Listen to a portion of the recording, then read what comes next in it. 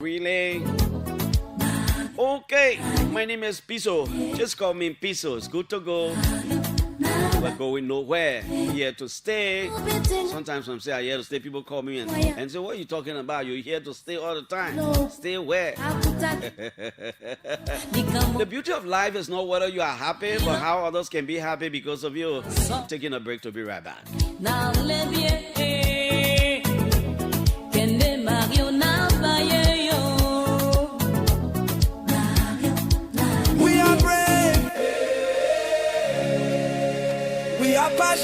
Hey Tanu, I need cash and there is no ATM around here. Really? Did you try the EcoBank POS? POS? I said I need cash. What is it about POS? Judy, you can get your cash through the POS. All you need to do is to visit any EcoBank Express point or petrol trade gas station and request to use the POS. Guess what? It can also take other bank cards. Oh, widow. You mean cards from banks overseas too? Yes, it should just be your Visa card. Wow, great. So when there is no ATM around me, I will just use the POS to get my money fast. EcoBank has made it too easy, man. EcoBank, an innovation that will 5 and 6 so. EcoBank, the Pan-African Bank.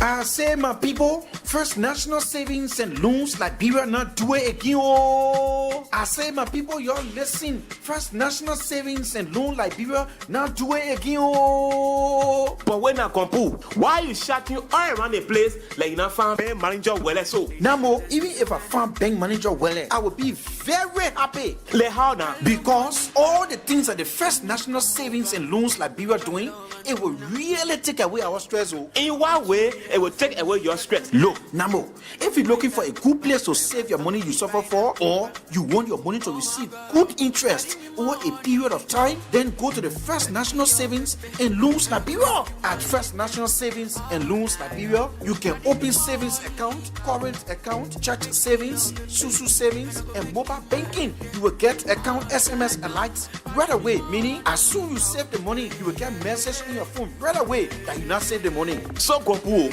the way you not do all the fancy then, so what should do now if I want to open my own account? Namo, when it comes to opening a saving account for church, school, and organization, you can call them and they can open the account for you right to your own house, school, church, or organization. If you want to pay your children's school fees, you can also do it when you call them too. Try to join them to make things easy for yourself. I already missing good to you. Also, First National Savings and Loans Liberia can offer you different ways to do what the poor people call fixed deposit, or to keep your money starting from 13% per annual, meaning per year for Liberian dollars deposit, and 10.25% per annual, meaning also per year for United States dollar deposit for what the poor people call fixed deposit. First National Savings and Loans Liberia. We are located on 10th Street Sinker. Better still, you can call us on 0779 206 231 or 0886 027 466, and we will come to you. First National Savings and Loan Liberia is a microfinance deposit taking institution. At First National Savings and Loans Liberia, we put you and your business first.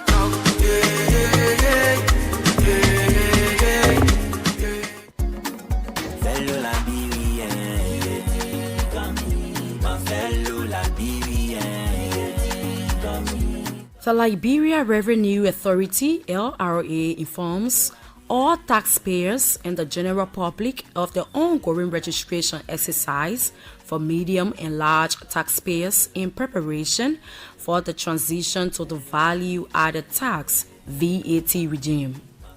The registration process includes the deployment of an electronic invoicing system in accordance with Section 55C of the Revenue Code of Liberia as amended and the Income Tax EFD regulation. All concerned taxpayers are encouraged to register online on the LRA website www.lra.gov.lr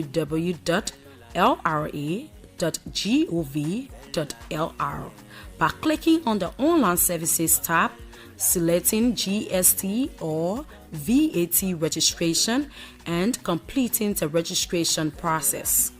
A team from the LRA will visit your premises to provide support for the registration process. Taxpayers are strongly advised to fully cooperate with the LRA registration teams to ensure successful registration and smooth deployment of the electronic invoicing system.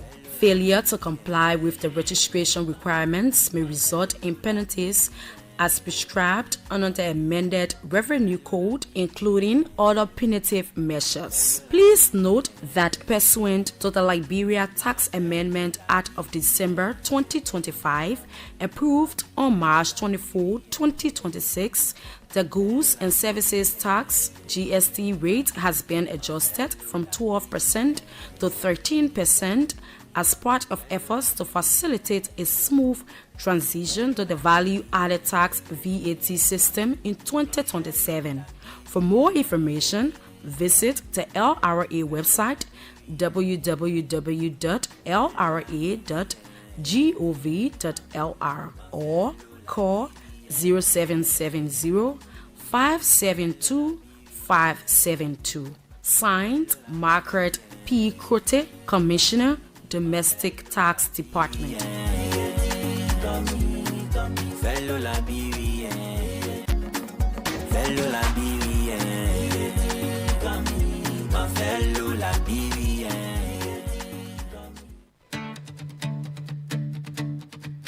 From the heart of Are you looking for quality and healthy beats for whatever occasion for reasonable price? Then worry no more. Brown Hop Liberia got you covered. At Brown Hop Liberia, we sell healthy Agile quality raised pig for only $350 Liberian per pound. Our pigs are born and raised in Liberia according to high European standards of hygiene and care. You are welcome to visit our farm in Bombing County or come to UCI at Freeport to choose your pig, weigh it, pay and take it home. For more information, inquiry or reservation, contact Brown Hop Liberia via WhatsApp on 0770-888-804 or call 0880-900-041. Brown Hop Liberia, quality you see, cleanliness you can trust. where we belong. Healthy pigs, quality you'll trust.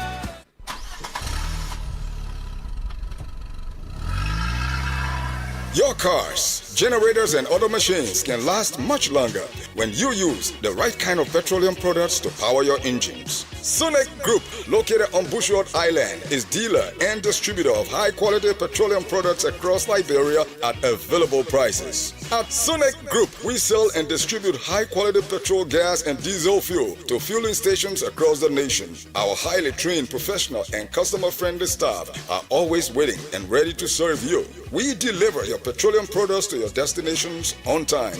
No worries. Power your engines with the right kinds of petrol, oil, and gas today and save time and money. Come to Sunek Group, your one-stop distributor of high-quality petrol, oil, and gas. We are located in a BMC building opposite UBA Bank, just a block away from LPRC on Bushwood Island. For more information, call 0777-062-441 or 0886-473-164.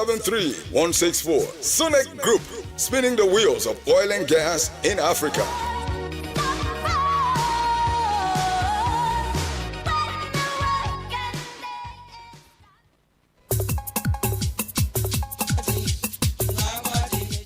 Kebe, two of us from this town. I call you here to ask you about what we can do to make our tradition succeed.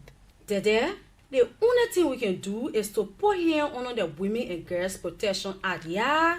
With this act, our traditional people will know our girls' rights and they will stop female circumcision. Liberia's unique culture is our pride, but harmful practices must end. A message from the Association of Female Lawyers of Liberia, AFL.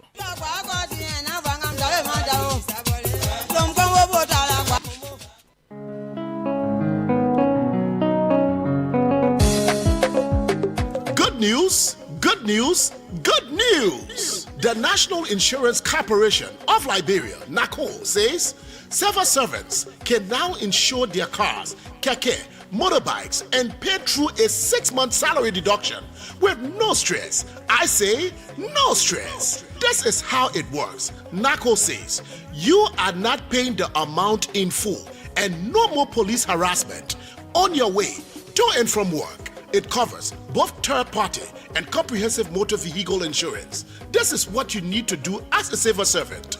Apply for the legal power of attorney, the LPA, credit through your human resource manager, and get your approval message and proceed to NICOL office in Congo Town on the 3rd floor of the NP House opposite Single Palace Hotel with your vehicle documents and your national ID card to obtain your insurance policy. NACO also serve the public and provide great discounts for all your insurance needs, including term, medical, and life insurance, business and home insurance against fire and allied perils, public liability, bonds, marine and cargo insurance, and many more. Civil servants, what are you waiting for? Rush now and get your vehicle insurance at NACO and pay over 6 months through salary deductions. For more information, you can call or WhatsApp us on 777-964-265 or inbox NACO Facebook page. NACO, your insurance partner you can trust.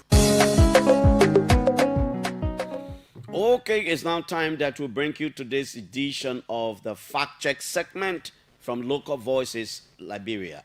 Good day and welcome to the Fact Check segment.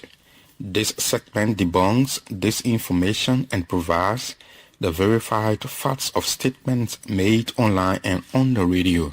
I am Jerry Gay. Coming up on the program today, we will be fact-checking a couple of claims made in the last few days. On August 6, Youth and Sports Minister Cornelia Krua claimed that the BDOTC was funded under Youth Rising Phase 1 and that the project's 26 million euros was negotiated during former President Ellen Johnson Sirleaf's administration. She made the claims in an apparent response to former Minister D. Zioga Wilson, who said construction work at the BDOTC began during the Weah administration. To verify these claims, we reviewed the official project documents which show that Youth Rising Phase 1 entered development in 2016 with EU UNIDO assessment missions conducted in 2017 under the Sirleaf's administration. Although 20 million euros was earmarked for the TVET program, the formal financing agreement was signed on May 3, 2018 during the Weah administration. The BDOTC was not among the 6 institutions covered by the original project arrangement under the Sirleaf administration. It was later added with Habel Multilateral High School and Tumutu Agricultural Vocational Training Center following additional financing in May 2020 and a 2021 addendum during the CDC administration. The addendum increased the EU UNIDO contract from 19.5 million euros to 25.25 million, with the overall investment commonly presented at approximately 26 million euros. We therefore conclude that Krua's claim about the BDOTC being funded under Youth Rising Phase 1 is correct. However, her claim that the entire 26 million euros was negotiated under the Sirleaf administration is misleading. And on August 4, Benedict Koluba, former Assistant Minister for Development Planning at the Ministry of Finance, claimed in a Facebook post that the $14 million loan from the Kuwaiti Fund for Arab Economic Development to rehabilitate the Port of Greenville was conceived, developed, implemented and completed under the Unity Party-led government in 2014 and not the administration of former President George Weah. Koluba made a claim in response to Public Works Minister Roland Giddings, who alleged that the CDC administration contracted the loan and failed to repay and that this contributed to delays in the Banga Salaye Road project. To verify Koluba's claim, we reviewed the Greenville Port Loan Agreement and other official government documents, our review found that the loan amounted to 4 million Kuwaiti dinars, equivalent to approximately US $14 million at the time. Negotiations for the loan occurred in 2012 under President Ellen Johnson Sirleaf. In her January 2013 annual message, President Sirleaf informed the legislature that her government had successfully negotiated and guaranteed the loan to finance the rehabilitation of the Port of Greenville. The agreement was subsequently submitted to the legislature and ratified in 2014. Based on these findings, we conclude that Benedict Koluba's claim that the US $14 million Greenville Port loan was negotiated and contracted under the Unity Party-led government of President Ellen Johnson Sirleaf is correct. Meanwhile, Minister Giddings claimed that the Weah administration contracted the loan and failed to repay is misleading because the loan was contracted under the Sirleaf administration. In our next broadcast, we will separately verify whether the Weah administration failed to service the loan during its 6-year tenure. Well, this is all we have time for on the Fact Check segment. This segment is part of an MOU between Local Voices Liberia, OKFM, Prime FM, and Kia Radio to counter disinformation and help the public make informed decisions. This MOU is funded by the Liberia Media Empowerment Project, implemented by Internews with funding from the European Union. The funder or partner had no say in the editorial decisions leading to the production of this Fact Check segment. We'll be back on Wednesday with more Fact Check reports to help you know the facts. Thanks for listening. I am Jerry Gay. Goodbye. Fact Check segment from Local Voice is intended to enable Liberians make informed decisions. Let's go to the BBC. Special Police Detective France Mapiampa had been fighting for 4 months to gain access to a crucial piece of information in the case he was working on. Finally, he was told it was going to come his way, but he feared his pursuit of it could cost him his life. 2 days later, his car was found overturned. He had been shot there while driving. Now, 7 members of South Africa's Special Forces and 1 military police officer have been charged with murdering Lieutenant Colonel Mapa, a highly respected officer, in August 2023. They deny the charges. There has been no date scheduled for their trial, and there are concerns it would never go ahead because 3 of the men charged with this murder have refused to comply with a court order revoking their bail. They are still working for the Army Special Forces, and one of them has been promoted. The situation with a detective in South Africa. Let's end right here in Bola Ahmed Tinubu's Nigeria to get a gist of what's happening in Nigeria. Nigeria's army has said it safely rescued 33 people after they were kidnapped by armed men while traveling through the country's northwestern Zamfara state. The army said its troops mobilized alongside the police immediately after hearing about the abduction in the Safi area of Zamfara on Saturday afternoon. The military found the kidnappers in the process of moving the hostages to an unknown location, the army said, and the gunmen fled into the nearby bush after coming under fire. Well, with that from South Africa, we come back home. With that from Nigeria, I beg you, we come back home here to recognize some of the people who've joined us. Amara Sharif is joining us from Tompo Village. Wule Medicine says good morning from North Dakota. That's it, Fago.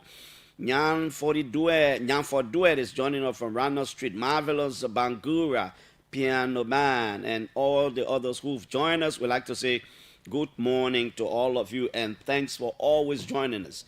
Welcome to the OK Morning Rush. Like I said, too many things to talk about, and sometimes you're not able to talk about everything in the morning. Sometimes you talk small, and then Julius will come and talk his, and others talk theirs.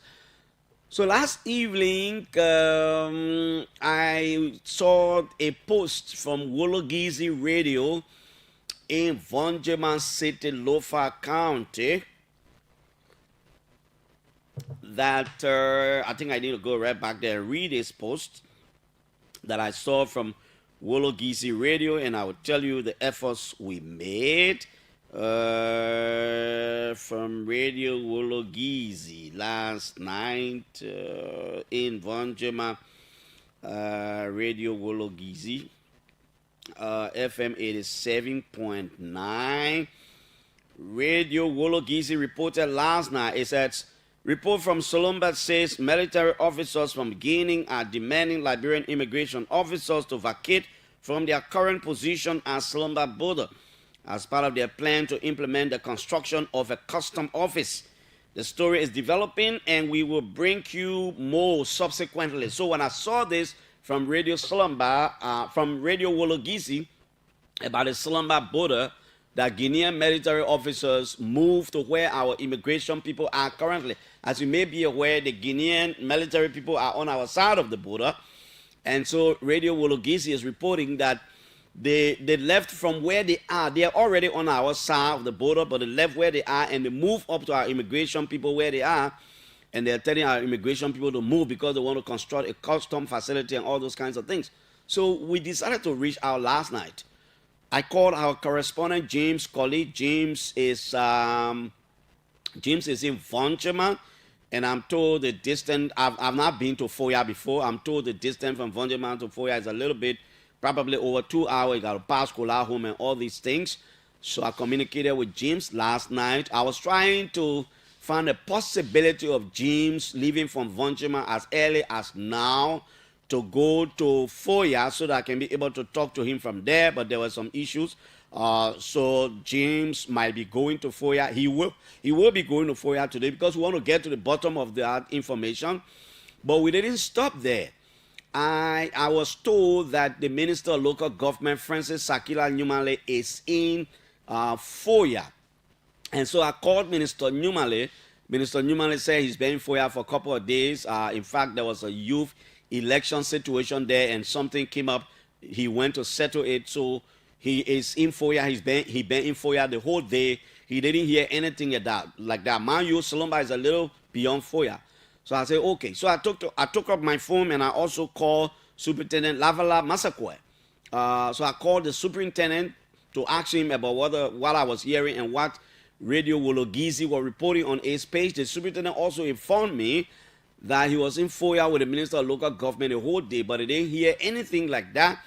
But he was going to find out this morning, and anything he will let me know. Last night I called one of the deputy directors for immigration, Dixon Fire, on several occasions. He didn't pick up my call. His phone rang endlessly. Not one time, not two times, not three times, not four times. I called him, really called him. I do not have the Commissioner General's number, Elijah Rufus. I do not have his number. So I couldn't reach out, but I reached out to Dixon and I could not get him. Then I spoke to someone from Foya who spoke to me on condition of anonymity, and I want to respect that. Because the president is a local leader there. So the president said, Clarence, I asked the president, this is what I'm hearing. This is what I read from Radio Wologisi, and I wanted to hear from the president. So the president said to me, well, this afternoon, a security person told me, he said, but in the first place, where the Guinean soldiers are, around the Solomon Bolo area, during the rainy season, the place can be really filled.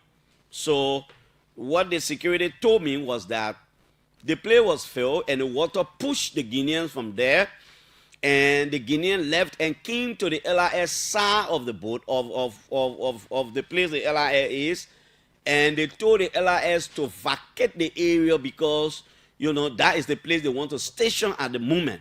According to the official, he said the security guard told him that the LIS resisted and said, we're not going to move from here. Nothing is going to take us from here.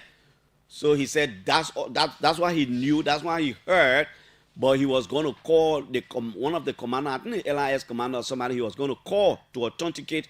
And so what he heard from that security officer is true. So I was trying to draw the line between what's reported on Wologisi and what the superintendent said and that he didn't know about it, And which could be possible, because sometimes I don't know that terrain, but they say the place is beyond Foya. But then this official confided in me. He said the place is filled, and the Guinea soldiers, because of the rain, they left their own place, and they said our immigration people should leave where they are at the moment. It was at that point the immigration resisted and said, no, they're not going to leave from there. So that is what he told me. So we are still going to get our correspondent James Colley to go there.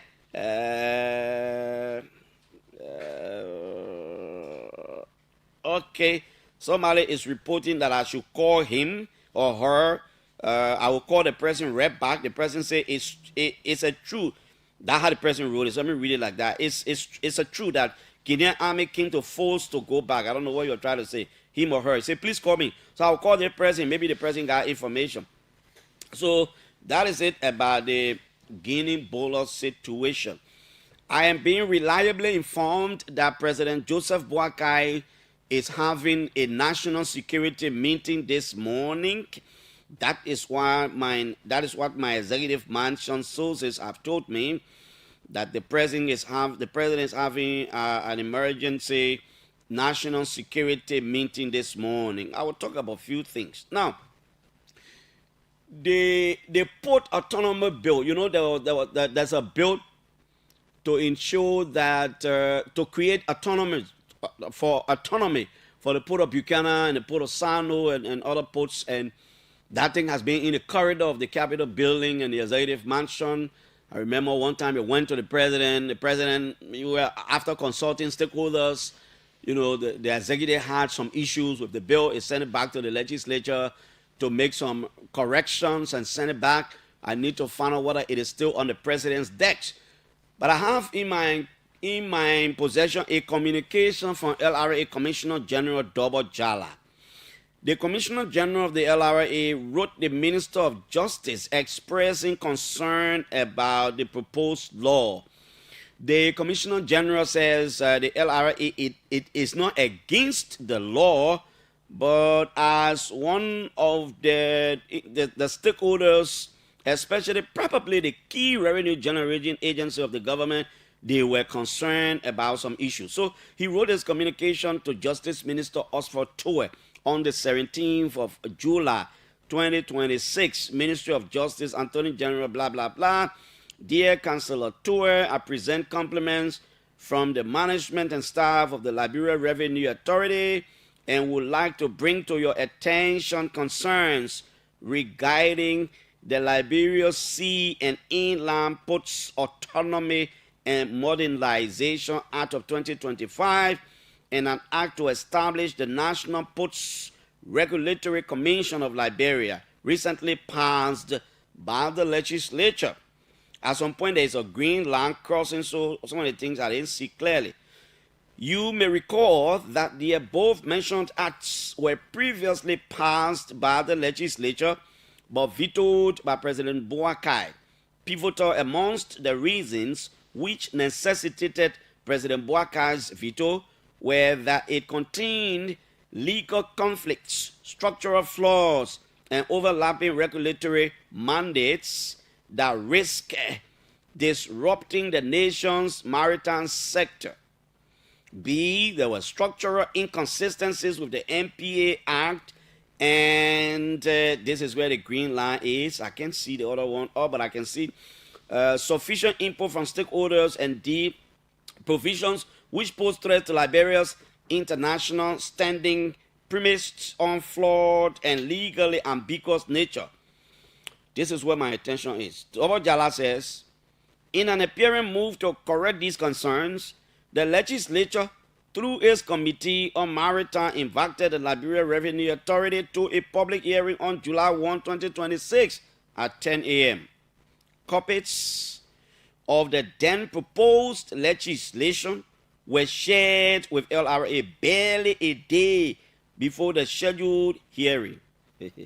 Meanwhile, due to the lack of quorum and coupled with the need for a deeper look into the draft legislation, the hearing was postponed and rescheduled for July 16, 2026. However, prior to the scheduled hearing, and to our amazement, we have gathered that a draft legislation has already been passed by the legislature. Mr. Minister, why the LRA is not in opposition, the Green Line passing in again. Achieving a modernized port governance framework, the acts create 14 areas of conflict, overlap, or ambiguity, which established customs functions on the revenue code left unresolved. These conflicts will generate institutional friction, legal uncertainty, revenue leakage, and operational inefficiency at Liberia's ports. The conflicts range from fundamental structural gaps, such as the absence of a customs port of entry designation requirement for newly constituted ports, to more specific enforcement jurisdiction issues that nonetheless the material, financial, and operational consequences. All Double Jala is saying is that, look, Mr. Minister, in the first place, the legislature wrote us as a stakeholder in this thing, but they share a copy of the proposed law with us just one day to the hearing. But the hearing could not take place because of other issues. It was postponed to a later date. From July 1, they postponed it to July 16. But Double Jala said, but Mr. Minister, as I'm reading, before we bap our arms to get prepared to go for the hearing, we heard that the legislature already passed the law. In other words, Double Jala was telling the Justice Minister, Mr. Justice Minister, we had absolutely no input in our law. We don't know about it. That law, when it's sent to you for review, probably before it goes to the president, we want to let you know, Mr. Minister, that we have absolutely no input. And we discover by what is in our hands that there are a lot of ambiguities in the law. There are a lot of overlapping of other institutions' functions in the law. So the law, I'm sure, is still with the president. That kind of communication, I'm sure the Minister of Justice will let the president see it, because you know the LRA plays an important role in revenue collection. The LRA should have read the law. The LRA should have had sufficient time. The LRA should have made representation at the legislature.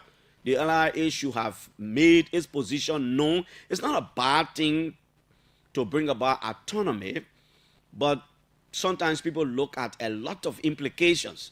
I know there's this argument that people will say, well, the Freeport Memorial will just be there all the time when people will expand. Then other people will say the ports of Buchanan and Sino do not have the capacities to be autonomy. Other people say, no, they do not have the capacity because they are not autonomy. If we give autonomy to it, they will have the capacity. But by the letter Double Jala wrote, it tells anybody that the LRA still have got some concerns because they believe they were never part of it.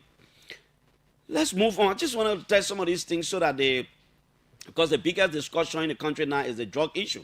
We'll talk a little bit about Biaco's recusal after the post by Variety newspaper and Martin Colley. And we know that the president gave 48 hours, which is 2 days, so the Minister of Justice to investigate and come back.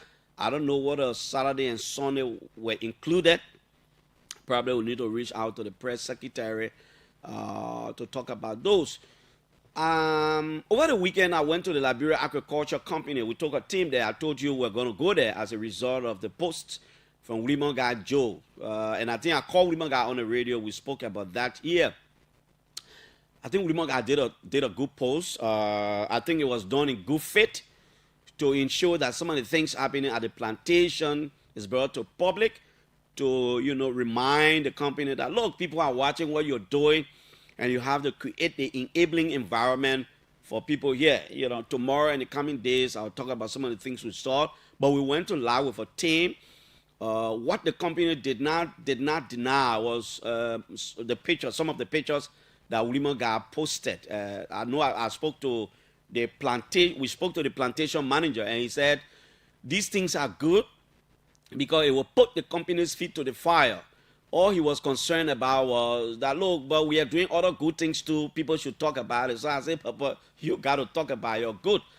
But by the way, before reaching La, we got to a place called Razon. Those of you who know that place, it's a town called Razon right on the road. We noticed that the company took crushed rock and sand, other building construction material. There is an elementary school they built in that town. That school is not part of the LAC school system, but I think they say it is part of the company's corporate social responsibility. We were concerned. They said they are doing the renovation. We even saw the contractor, and I engaged the contractor. He said at the end of August, that whole building should be renovated so that the children could have place to sit and go and learn. The place is deplorable. That building is deplorable. We even met some people from LAC. They were there concerned about ensuring they gave the contractor 25 days to make sure that whole place is rehabilitated. So we went to LAC. I noticed that we went to a few of the camps. I think it's a camp Division 4, something like that. I'm not very acquainted with that place. Division 4, we went there. We did see that the company have some challenges. However, we did also see that they're renovating homes for their employees. I was concerned because I noticed that the camps are far away from the schools. They said they have satellite schools, but their main schools, like, I don't know, St. Francis or the other schools, they can't far away. So I was concerned, how are these kids, how are the students walking from Way Zone, which is really not part of LAC in Compound 3, but from the LAC area? How are these children getting to school if the place is so far away? What is the company doing to get the children to school? So they showed me buses that, they have buses that are taking the children to school and bringing them back from school. And we went to a few of the areas. They're doing some renovation work. And I was saying to them that when those renovations are completed, we would like to go back there, especially some of the areas that we didn't go. I understand it's a big place. So I think Raymond God Joe did a good job. Sometimes all of us will have to be concerned about these environments and the different companies and what the companies are doing, what they're not doing. To do that, you push the company, to want to do. So I asked one of them, I said, but why is it that the places, the pictures we saw, are people not living to those places? Why your renovation is not focused there? So the plantation guy told me was that most of these places are places where they were contractors residing. Most of the contractors, are no longer working. And so our attention is where the kids are, where our employees are. I said, good, but those places are also your facility. You need to see about them. So tomorrow we'll talk about some of the other issues we saw there at the Liberia Agriculture Company. Now let's come to talk about this drug situation here. It seems it is the biggest situation, and I was saying the other day, and I will say it. The government's fight against this drug is a major determinant as to what happens in the future. The way the government will handle the drug issue will have a lot of implications and interpretations in the public. And it will also have a trickle-down effect on how people will vote 2029. To be honest. But I still insist that we need to give the security people a chance. Except, when the Inspector General of Police said the other time that people at the highest level were implicated, people still believe that the highest level Gregory talked about are not the people they're seeing, suspended or being dismissed. Then came the issue of the Central Prison Deputy Superintendent that I talked about the other day. They said his ongoing investigation, he allowed some of the accused people in the prison to have the opportunity to call. As of last night, I made some calls around, and I was able to establish that Kulako is still being investigated by the National Security Agency. But Kulako wrote, and there are different discussions about what he wrote. And they say the president is convening a national security meeting this morning. Let's wait and see and hear what's going to happen. There's a big discussion about Biago. Some people believe his recusal from being officer in charge of the DA speaks about integrity, and it is part of efforts to give the investigation a chance for him to submit himself for questioning and all of those. Others believe that he should be a former DA officer in charge at this point. Others believe that he should be dismissed. The fact that the DA was categorical in his first statement that there were no picker or such, and later on there's another statement. But this guy from the deputy superintendent wrote a piece. The guy says, where is the smallest piece of evidence? I spent 6 years as intelligence and investigator within this same Ministry of Justice. He says, my name is Jackson K. Kulako from Lawala Zoo, Deputy Superintendent for Operations at the Monrovia Central Prison. Many of you followed the narrative that was spread about my personality. I was arrested by 3 Liberia National Police officers at around 3 p.m. on August 1, 2026, while on active duty at the Monrovia Central Prison on the order of Siafa Ban Kamukai, who was personally present. In his arrest order, he claimed that I had obstructed lawful security operations at the MCP. Approximately 30 minutes prior to Kamukai's arrival at the MCP, 2 individuals who claimed to be agents of the National Security Agency arrived at the prison wearing shorts, which are prohibited within the Monrovia Central Prison. They failed to properly identify themselves and refused to record their names and purpose of visit in the visitor log book, arguing that their mention was covert and that they needed to speak with an inmate connected to the multi-million-dollar drug case. While we were still attempting to establish the legitimacy of their identities and visitation, 2 senior prison staff members who were not assigned to the Monrovia Central Prison arrived and authoritatively overruled, compromised, and breached the established prison security procedures governing entry into the facility. One of the 2 prison officials repeatedly and boastfully stated, "We make the law and we can break the law." As the ground commander, where assignment is greater than rank, I asked whether the chief superintendent of the Monrovia Central Prison and the assistant minister for corrections had been informed of the visitation. One of the senior prison officers replied that they had not, and further stated that the visitation order was above the authority of the Department of Corrections within the Ministry of Justice. I again asked, would you mind if I reached out to them? The same individual replied, go ahead. I paused briefly, located the Deputy Superintendent for Administration, Superintendent Janet K. Sayi, and informed her of the situation. Together, using my mobile phone, we connected both the Chief Superintendent of the Monrovia Central Prison, Colonel Roosevelt Vanning, and Honorable Gabriel Fayad Nupulal, Assistant Minister for Corrections. Both men expressed surprise and stated that they had no prior knowledge of the visitation. After noticing that the inmate being sought was outside his housing unit for fresh air and exercise, I ordered him to return to his housing unit, and he complied as expected.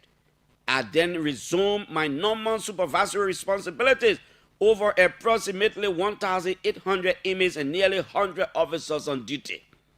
A few minutes later, I noticed from a distance the presence of Mr. Ban Kamukai and several LMP officers within the MPC.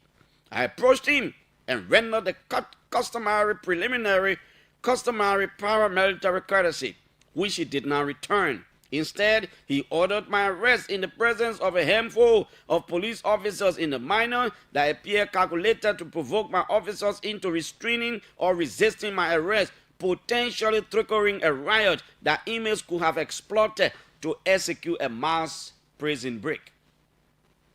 With 12 years of experience at this prison, I recognize the provocation and the potential national consequences that attempting such provocation could have caused. Without saying a word, I hurriedly left the area out of concern that my officers might witness my arrest, as not all of them would have immediately recognized the possible consequences. I was taken to the LMP headquarters, where conflicting information was provided regarding my whereabouts. Nevertheless, my officers quickly traced my location, but all were denied access to me except for senior officers of the Ministry of Justice. While in custody from August 1 to August 7, the LMP refused to take any statement from me. On August 3, 2026, at approximately 9 p.m., senior prison officers from the Ministry of Justice, 2 NSA agents, and Unit 105 of the LMP compelled me to call for my mobile phones to be brought to the LMP headquarters and to provide all the passwords associated with them, which I did that same night. That evening, they accused me of being a cartel member and alleged that I had received substantial deposits from drug cartels. Surprisingly, I was instructed to go home and return the following day. I refused and decided that I would not leave the LMP custody until there was certainty regarding my safety. I found a way to inform several co-workers and family members of my situation. On Friday, August 7, 2026, at approximately 2 p.m., I was literally forced out of the LMP headquarters with my 2 mobile phones, which had remained in the possession of the NSA since August 3. At approximately the same time, on that same date, a senior prison officer presented me with a letter of suspension. I accepted the letter, read it, and informed the officer that I would acknowledge receipt on Monday after consultation and rest. The letter alleged that I had disrupted an ongoing inmate interview involving an external security agency. I have never consumed alcohol or smoked, so when they have become impaired enough to engage in such conduct, even assuming for the sake of argument that I had committed such an offense, the Ministry of Justice has an established disciplinary board. Why then was I turned over to the Liberia National Police? I worked for 9 years as a classroom teacher, 3 years as a conductor at the National Transit Authority, and have now served for 12 years in law enforcement with an unblemished record. Throughout these years of sacrifice, I have never taken home a net monthly salary exceeding US $224, meaning the money you're making up are US $224. Out of self-discipline, I chose never to trade my integrity and loyalty to my country for financial gain or personal advancement. Finally, while I continue to uphold certain sensitive details of this incident because of the ongoing investigation, I respectfully call upon Councillor Oxford Tuwe, Attorney General and Minister of Justice of the Republic of Liberia, retired General Prince Johnson of the NRA, Geraldine Doe, Geraldine Janet George, Minister of National Defense, Gregory Coleman of the Liberia National Police, Sarah Beslo Nyanti, the United States Embassy near Monrovia, and all others who may have the opportunity to communicate with His Excellency President Joseph Boakai to convey my appeal that all individuals detained at the Memorial Central Prison in connection with the multi-million-dollar drug case be transferred to a secure holding facility, preferably in the Kingdom of Morocco, while awaiting trial, so as not to undermine his administration's fight against drugs.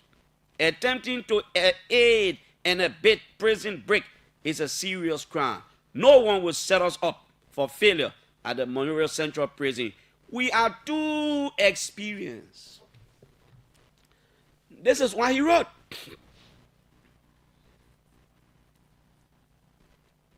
If this guy makes nothing beyond $224 US, then the Ministry of Finance, the government of Liberia will have to get concerned that the deputy superintendent of the central prison is making nothing more than $224.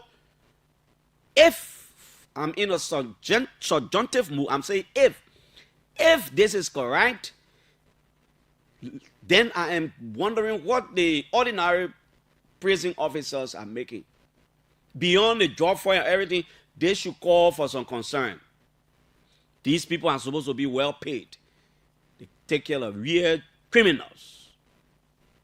Second thing, why is he calling on the Ministry of Justice, Ministry of Foreign Affairs, the U.S. Embassy, and everybody to have the president informed that they should immediately ensure that they take everybody in connected with the drug issue from the Memorial Central Prison? And the guy is not saying they should carry them to, how they call the prison in Grand Jide, blessing?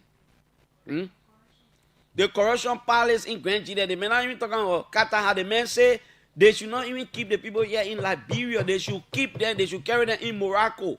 Why is he particular about a particular country? Then he says, he is not, the man say he even want to talk about the other details, but he just reminding the president that they should take the people off. Then he goes on to say, nobody come and sell oil for jailbreak. This is the deputy superintendent of the central prison speaking. Can we treat him as a whistleblower? Is he a whistleblower? Because from reasoning, it looks like this guy got a lot to talk about. He has been there a few days with the people in jail. He is the guy saying, look, we need to take the people from here. Y'all please tell the president. I may not have the opportunity, but y'all tell the president to take the people from here. They might not even keep them in Liberia. They might carry them to Morocco. Why did he point at Morocco? What's going on? This guy could have more to say. Well, I'm not saying everything he says is true, because I am told that as we speak, he is still being investigated. Now, the Minister of Justice issues statement. Minister of Justice clarifies circumstances surrounding Officer Jackson Kulako.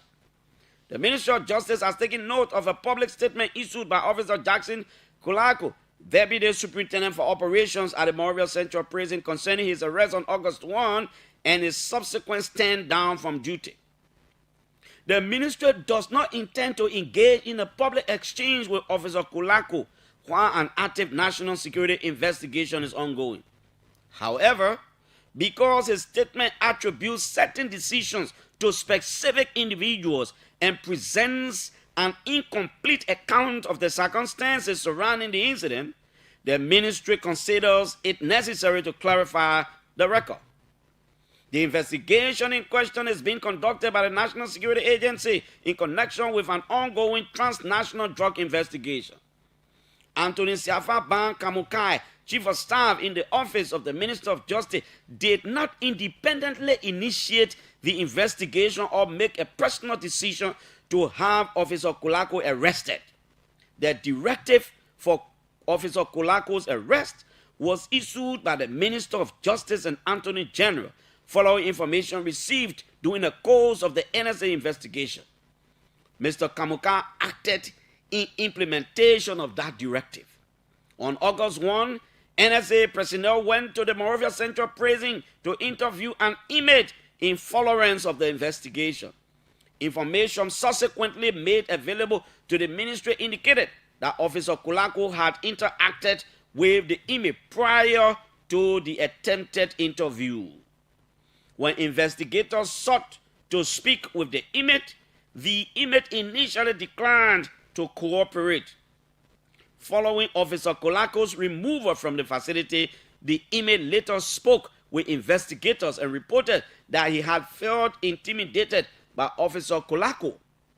The NSA also received intelligence concerning alleged interactions between Officer Kulako and an individual outside the prison, including information relating to money allegedly being provided to him through that prison.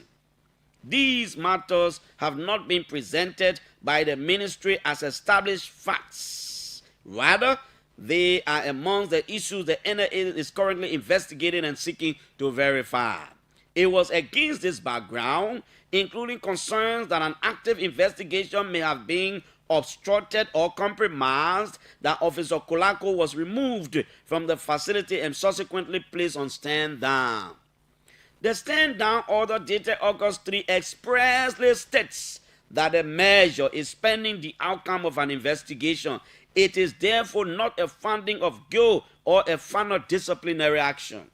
Officer Kolako has served within the correction system for approximately 12 years and will be well aware that security and intelligence operations are necessarily governed by the principle of need to know. An officer's position within a facility does not automatically entitle that officer to advance notice of or access to every intelligence operation being conducted within that facility, particularly where disclosure could compromise an investigation. The Ministry of Justice therefore rejects any suggestion that the action taken against Officer Kolako was personal, arbitrary, or undertaken at the instance of Mr. Kamukai.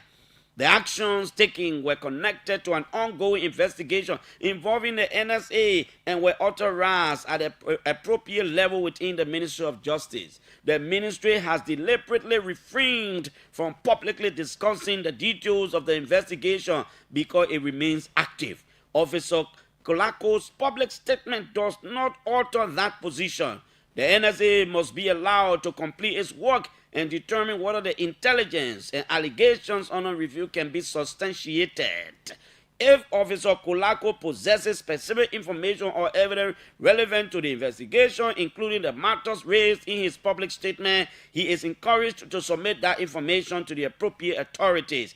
It will be considered as part of the investigative process. The ministry emphasizes the investigations involving transnational drug trafficking as serious national security matters. No officer, irrespective of rank, assignment, tenure, or position, may interfere with, obstruct, or compromise a lawful investigation. At the same time, no officer will be adjudged guilty merely because an allegation has been made. Officer Kolako will therefore remain on stand down while the NIA conducts its investigation.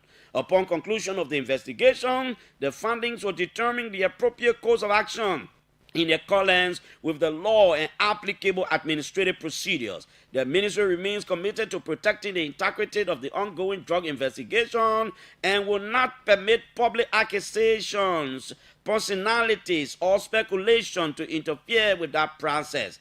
Ministry of Justice, Ministry of Information, President, blah, blah, blah, blah, blah. These are the people. Now, the minister said, no. Kolako is not saying the truth. In fact, the mere fact that he's an officer or the deputy superintendent assigned at the prison does not negate the fact that security people, other agencies, especially NSA people, can go there, honor, lay down security procedure. They say Kolako is supposed to know that at certain level, other security operatives can move over there. They're not forced to brief him on everything they went there to do because it will compromise what they went there to do. Secondly, Siafa Ba Kamuka did not go over there on his own to do what he did.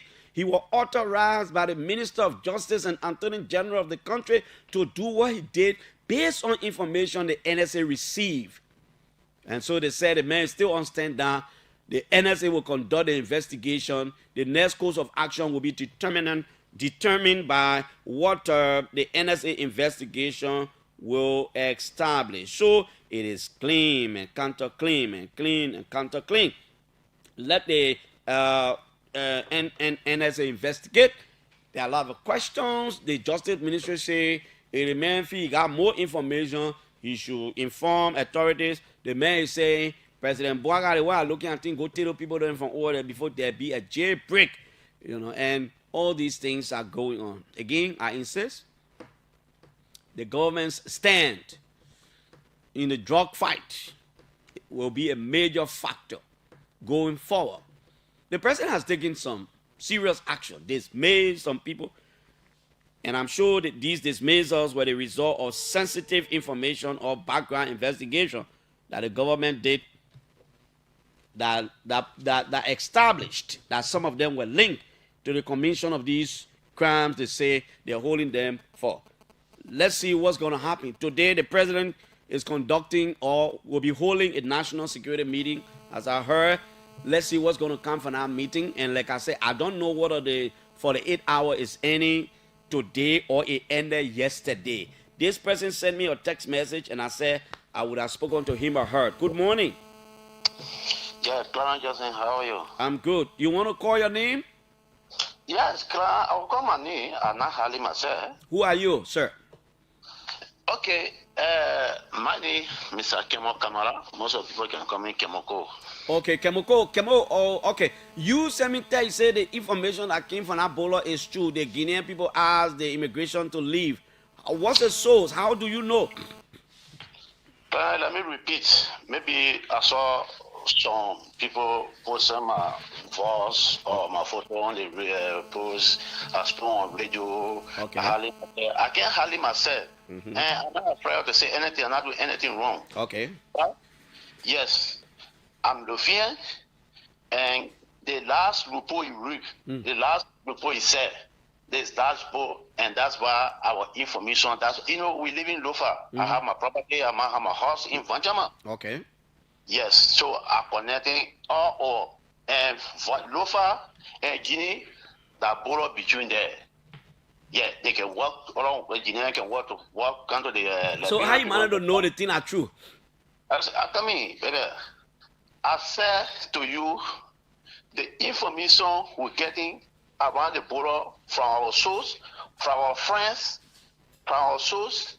They said yesterday around 2 o'clock because rain falling all over around here. Yeah. And anytime rain falls, that rubber can foot. They can come almost the area the alert the Guinean occupied. Yesterday, after the Guinean king, because according to our source, they feel they can't sleep there. The women can come, spend time in the day, go back. You mean a Guinean? Yeah, Guinea. Okay. After the king, the area they occupy, after the king, they saw the area occupy. Then they went in front. They told our force. He said, "Gentlemen, we can't stay down here now because the air force. Can we withdraw small?" Our force said, "No. Every day area you post there, it's belong to all. We will need for our authority happy so they can resolve so people can live." Then Guinean authorities said, "Okay, we can't do anything." They left. They said, "We're coming back tomorrow." It's not violent. It's not violent. Okay. Or the king, they say, if you will not move, Okay. I will care. If you will not move, we will sue. If you will not move, I will do this. No, that was a simple confirmation. That's why our source are telling us. But Subodena to deny that information. I'm very disappointed with him. Thank you. Come on. Thank you. So it was a similar thing, the president. But like I said, today our correspondent will go there. Unfortunately, he will not go to the main border because he said he can prevent people. Good morning. Good morning. Yeah? This is Ebenezer here, and I call from District 2. Yeah, Ebenezer. To be specific. Yeah? Yaka Koluba spoke about this border business, and he was removed. And information that is available on the internet to everybody. We should only read it, we shouldn't talk about it. And he was expelled by his colleagues. Now, Jerry Limit Pierre said normality has returned to the border. Right? Can you remember? Okay. And he said what you were talking about was that nobody causing trouble there, everybody going about their normal business, and he came back later to make that clarity.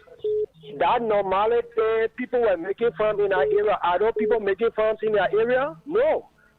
Now, the normality has turned to LIS officers to be pushed back. This is normality. Are you recording or reflecting on the prophecy for Nigeria? Okay, thank you. Good evening. Hello, how are you? Yeah, good morning, people. Clarence. Good morning. Let's hear you. This is Emmanuel Davis. They are joining you from the township of West Point. Okay. People, Clarence, let me appreciate you this morning for your analysis and all of the talking points. I think you mean well for this country for educating the Labrador people every morning. Quickly to the issue. I want to acknowledge the Supreme Court. Start on the Yaka Koluba issue. I want to acknowledge the Supreme Court that they should see why Yaka Koluba said about the whole Guinea and Labrador border issue is true. They should not breach any law that will cause any future embarrassment for this country. Okay. Hello. Let's hear you. Good morning. Good morning. We'll Hello. take 3 more quick, then we join our guests. Yeah, good morning. Let's hear you. Okay, so I'm fully SPD calling from Fiaman Wheezy. Yeah, Billy. I mean, people like us from Lofa, we are concerned. What is happening? Today is Lofa.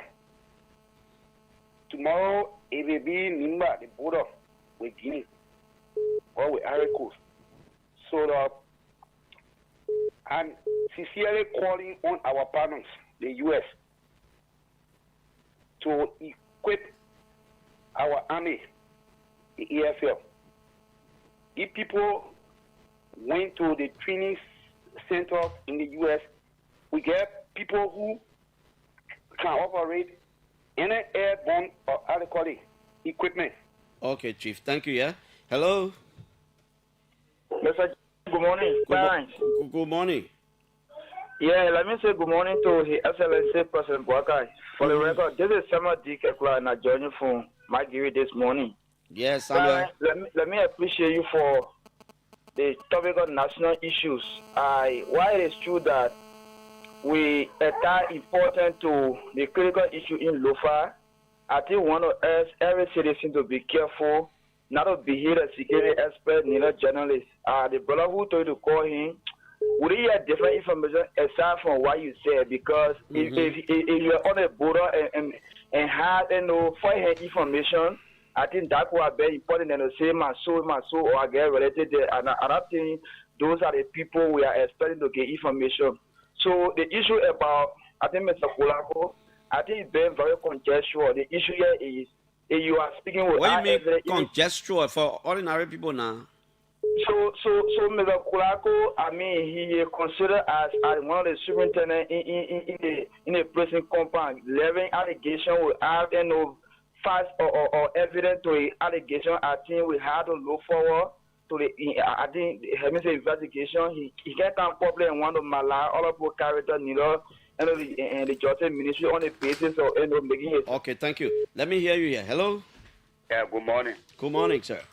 Yeah, the name remains Thomas F. Joseph calling from Johnson, better than this number 2 months of our country. Yeah? Yeah, let me appreciate the morning. I get 2 points to make the morning. Make it Firstly, concerning about Lofa Bolo, talking about Bolo.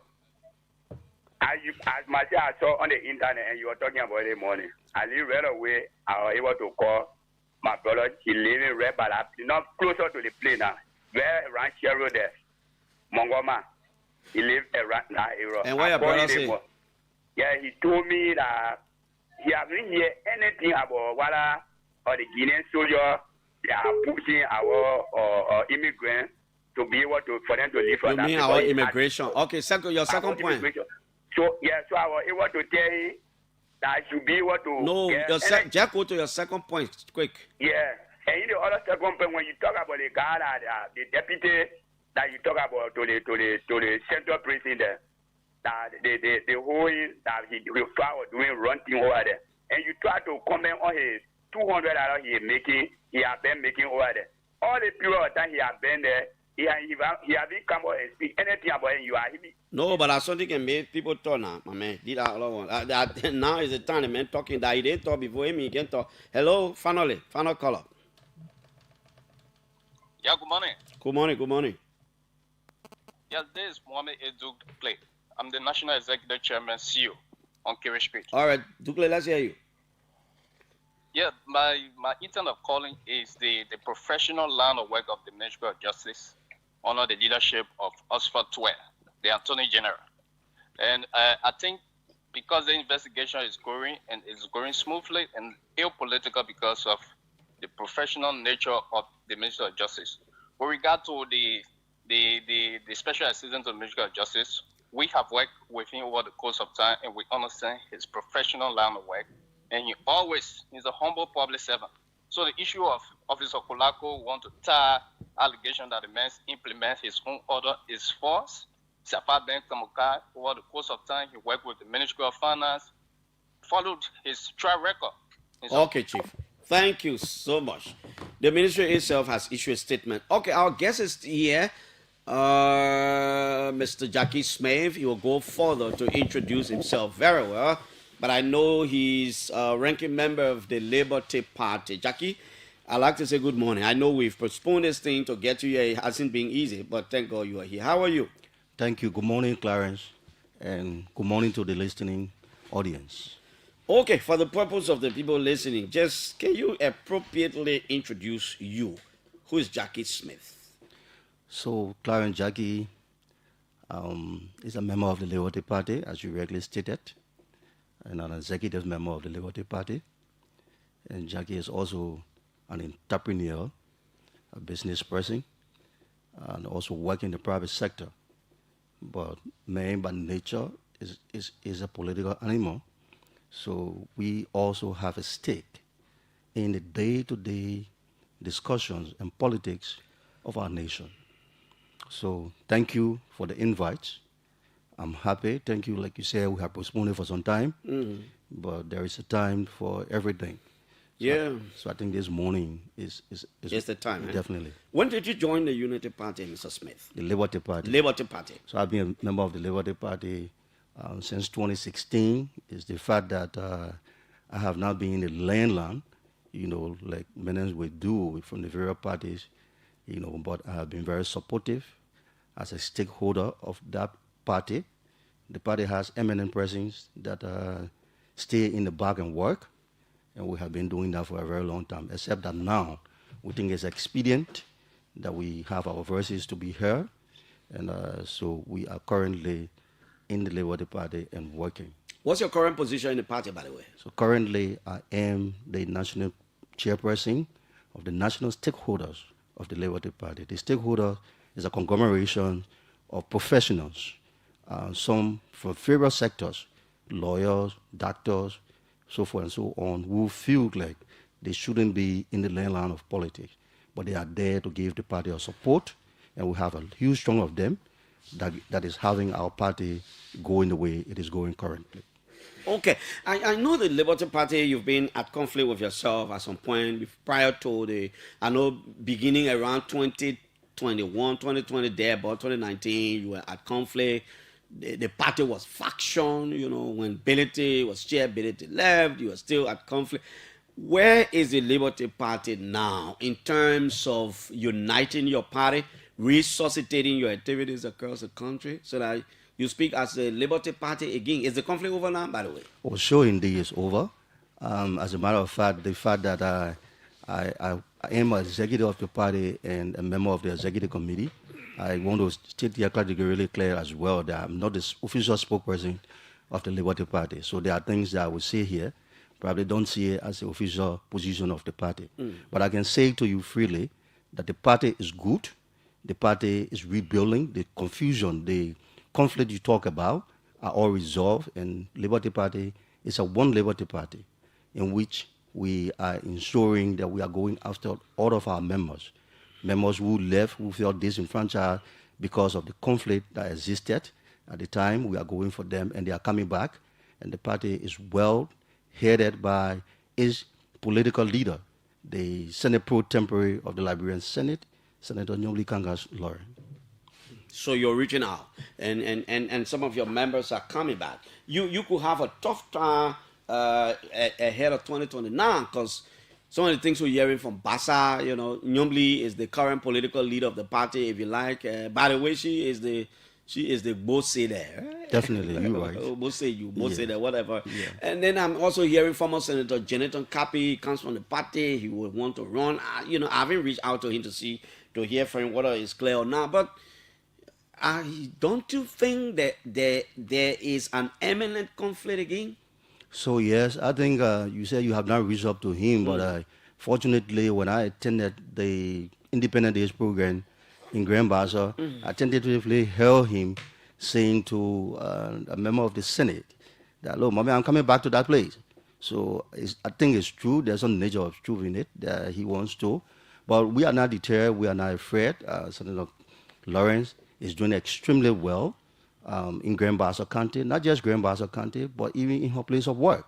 As pro tem of the Liberian Senate, the manner in which she's leading and being fortunate to lead professionals, group of men in that Senate and that place is stable and they are cooperatively working with her, it shows a lot of leadership.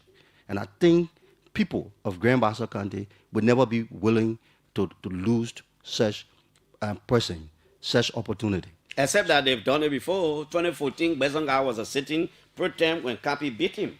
Of course, yes. And then Besanga will come back in 2020 and take what is supposed to be his seat or whatever you like. Yeah, definitely. We know that. We are cognizant of that. But it's something that we are working on very well. The individual mentioned, Senator Lauren, is working with the people. She touched base with them. I think probably some of those things were lacking in time past. But she's very much articulated when it comes to her people. So we have no fear, not that, with respect to who runs and who's having the intention to run in Grand Bassa. Senator Lauren is supreme. She's going to do well in that county. Well, you're in this collaboration with the Unity Party. Even though you say you're not the official spokesperson of the party, I agree. But you have ears. You are a party in the pressing. Will do you moving forward? Will the Liberty Party remain the way it is? Will you engage in a stand-alone process? So I can say this to you for free. If the Liberty Party, in going forward towards 2029, I can say to you that if the president of the Republic of Liberia is to recontest, indeed, he will have the support of the Liberty Party. You think so? Definitely. Except that it is not a position of the party anyway. Definitely. But I'm saying to you, and like you said, I have ears. I'm in inner circle. So we are very sure of that. We are an alliance party. We still maintain the alliance. That's why sometimes people figure out that we are not talking too much. We are not criticizing, but we are talking. Our leaders that have proximity with the president, when we have issues to be discussed, some of the things that are ongoing currently that you have just been discussing in your studio. Obviously, Madam Pro Tem don't have together. Our vice chair for political affairs, Senator Darren Dillon, don't have together, and go and say the odds. They will go to the president. They will go to the necessary ministers and of government that are responsible, and we'll make our suggestions, we'll make our views, and they are being heard very well. Now, I'm when the late Bronskin was alive, Grand Bassa County was almost like a no-go zone. Probably somebody can prove me wrong and give me records where there were 1-2 other seats that were not occupied by Liberty Party. But Grand Bassa was like a stronghold of the Liberty Party. At the moment, that seemed not to be the case. Alfred Flomo is from the Unity Party. He won that slur. Gosua, Alexander Gosua used to be with the ANC. I am told that he used to be a Unity Party president and he has returned home. Matthew Fairplay Joe, the main Commonwealth district, is from the opposition, Congress for Democratic Change. With the exception of Senator Nyomli Clarence, I don't think there's any Liberty Party. I don't know what Barney, the guy from District 1, I don't know which party he's from. But yeah, he's not from the Liberty Party. Now, so it means that Senator Kanga Lauren is the lone Liberty Party lawmaker. You've lost your stronghold. No, we have Alfred Flomo is a Liberty Party lawmaker. And I say this.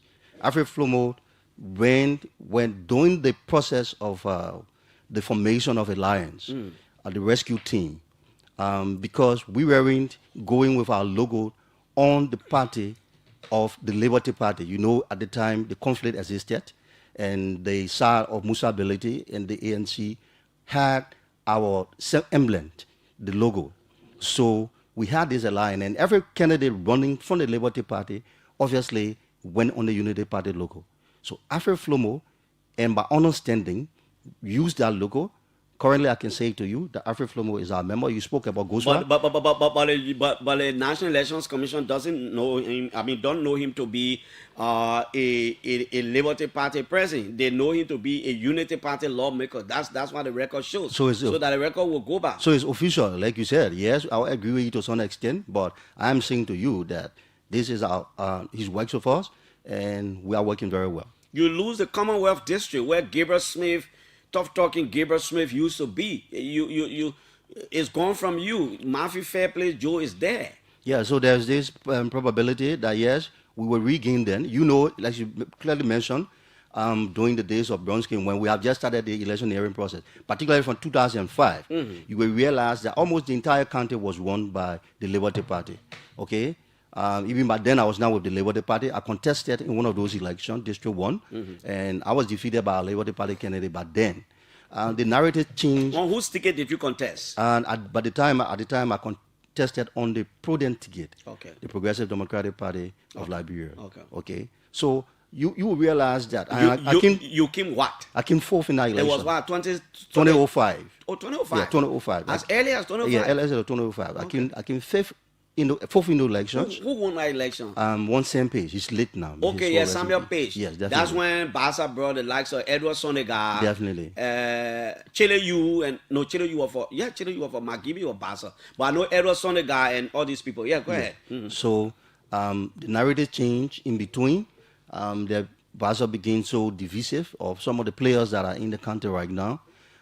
Is that right to affiliate? You know, Basa is a seacoast, city, and everybody there feel they have a right. We are civilized people, so forth and so on. So the issue of alignment, people feel like they shouldn't be stick to one thing. But I think the trend that the Liberty Party has taken, honestly, and the Lauren, they both say that.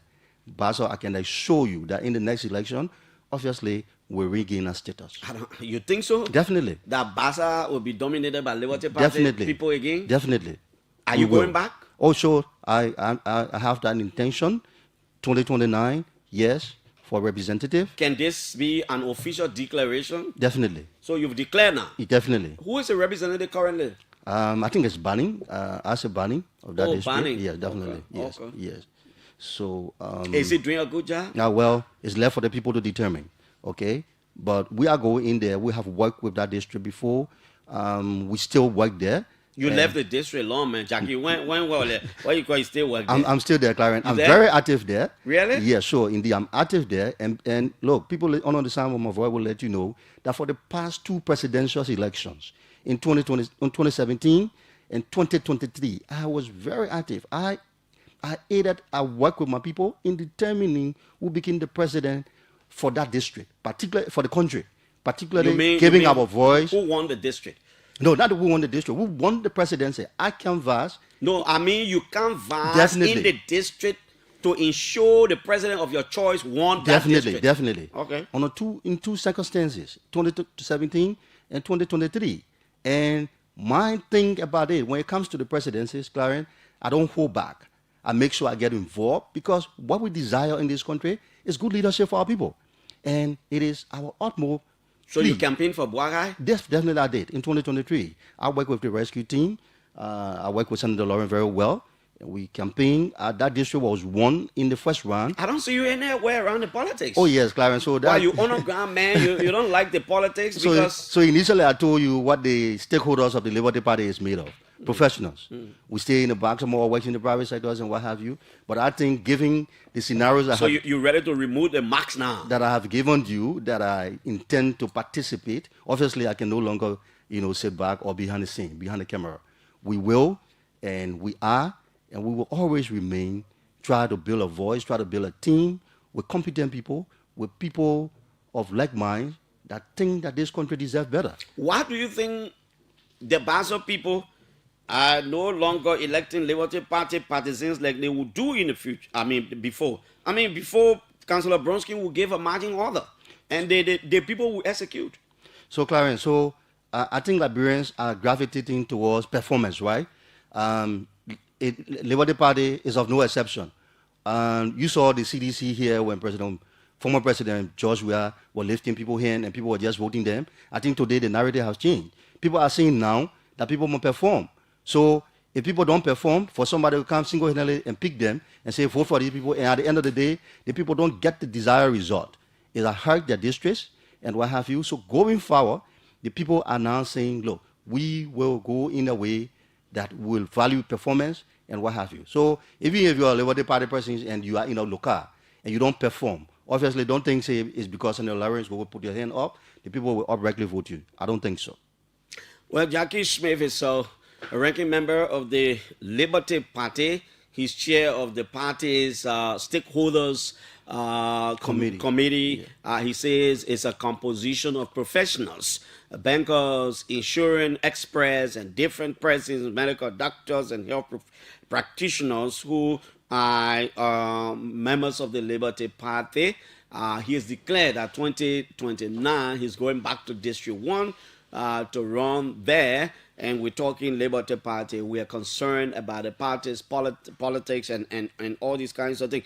Beyond Grand Bassa, what is your party doing to make its presence visible in other counties? Currently the secretary of the party headed by S.D. Martin Kula, and the vice operation. Is he still around? Yes, definitely. It's been a while. He's been a while. He's working exceedingly with the rest of the team. We are rebuilding cells and structures, particularly in Moserado counties in the districts. I'm sure he has worked with pretty close to 14 districts. Grand Bassa has been worked on very well. He's working with Mangibi and the rest of the area. So currently, the Liberty Party is, we can't spread ourselves all over the place right now in terms of the 15 counties, but we have had selected counties, considering at least 7 counties that we think we can work with now, rebuild, restructure. As a matter of fact, 7 counties you're actively working with now. There is one Liberty Party now, so there is a need for us to work, put our feet on the ground, and this process is headed by Senator Lauren. This is doing so much more. The party is doing so much more, and I think we are good, Clarence. The last time I checked, what was that you were having at your party headquarters? Quite recently, we have a series of events. In fact, since the inception of this year, we have had a women program that has gathered serious attention at that party program. International Women Day is one of the key signature programs of the Liberty Party. It's celebrated every year. Then just in May, we had the 21st anniversary of the Liberty Party, which of course I chaired as the anniversary committee chair. I was very successful. We are kind of looking at visibility, ensuring that we sell the party out there, and it went well. And that place, every day, Clarence, you will see people there. Every day we have structures having meetings, the National Executive Committee members, the stakeholders, the youth, all of the major auxiliaries. They stay at that party almost every time, and we try to make it workable.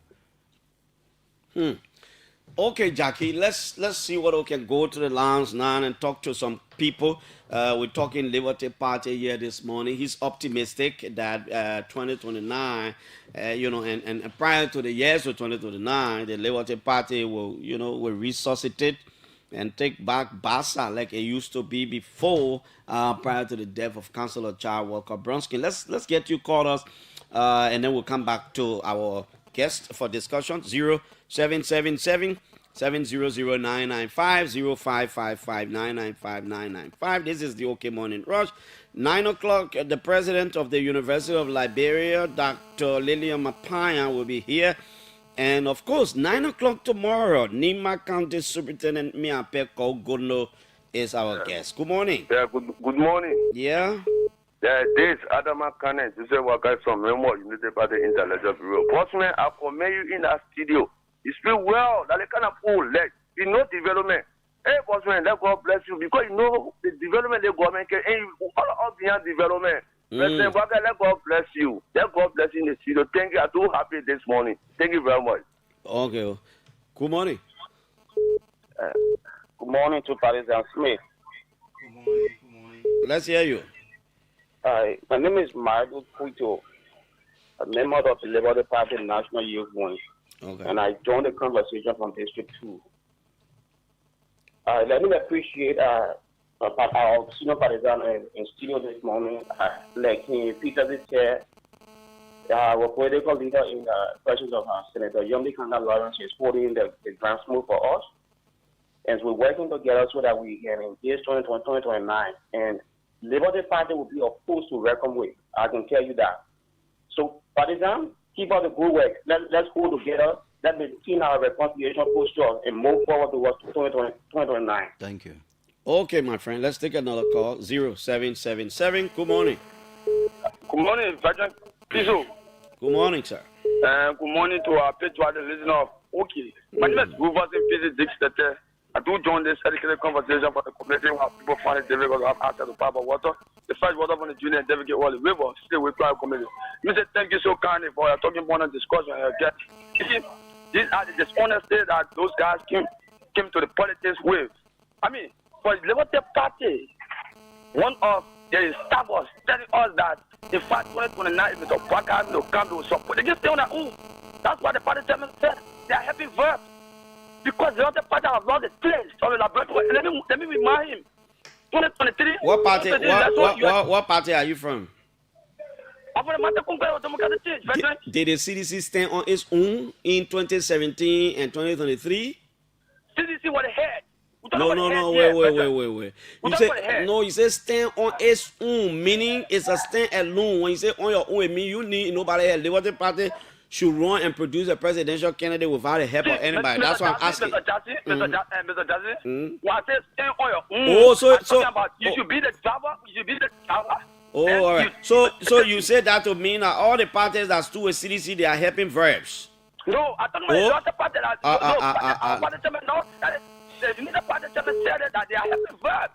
Okay, thank you. Good morning. Good morning. Are you there? What's going on here? Good morning. Good morning, Brother Clarence. Yeah? I'm sorry for the... please, this is the chairperson for the Religious Elder Council of the party. And what's your name? This is Apostle Solomon. Apostle who? Solomon. Okay. Zonjade say Andrew Solomon. Zonjade Andrew Solomon. Yeah. Okay. And so I want to be grateful to God this morning for Brother Smith, who through his leadership as the National Spiritual Stakeholder Council chairperson,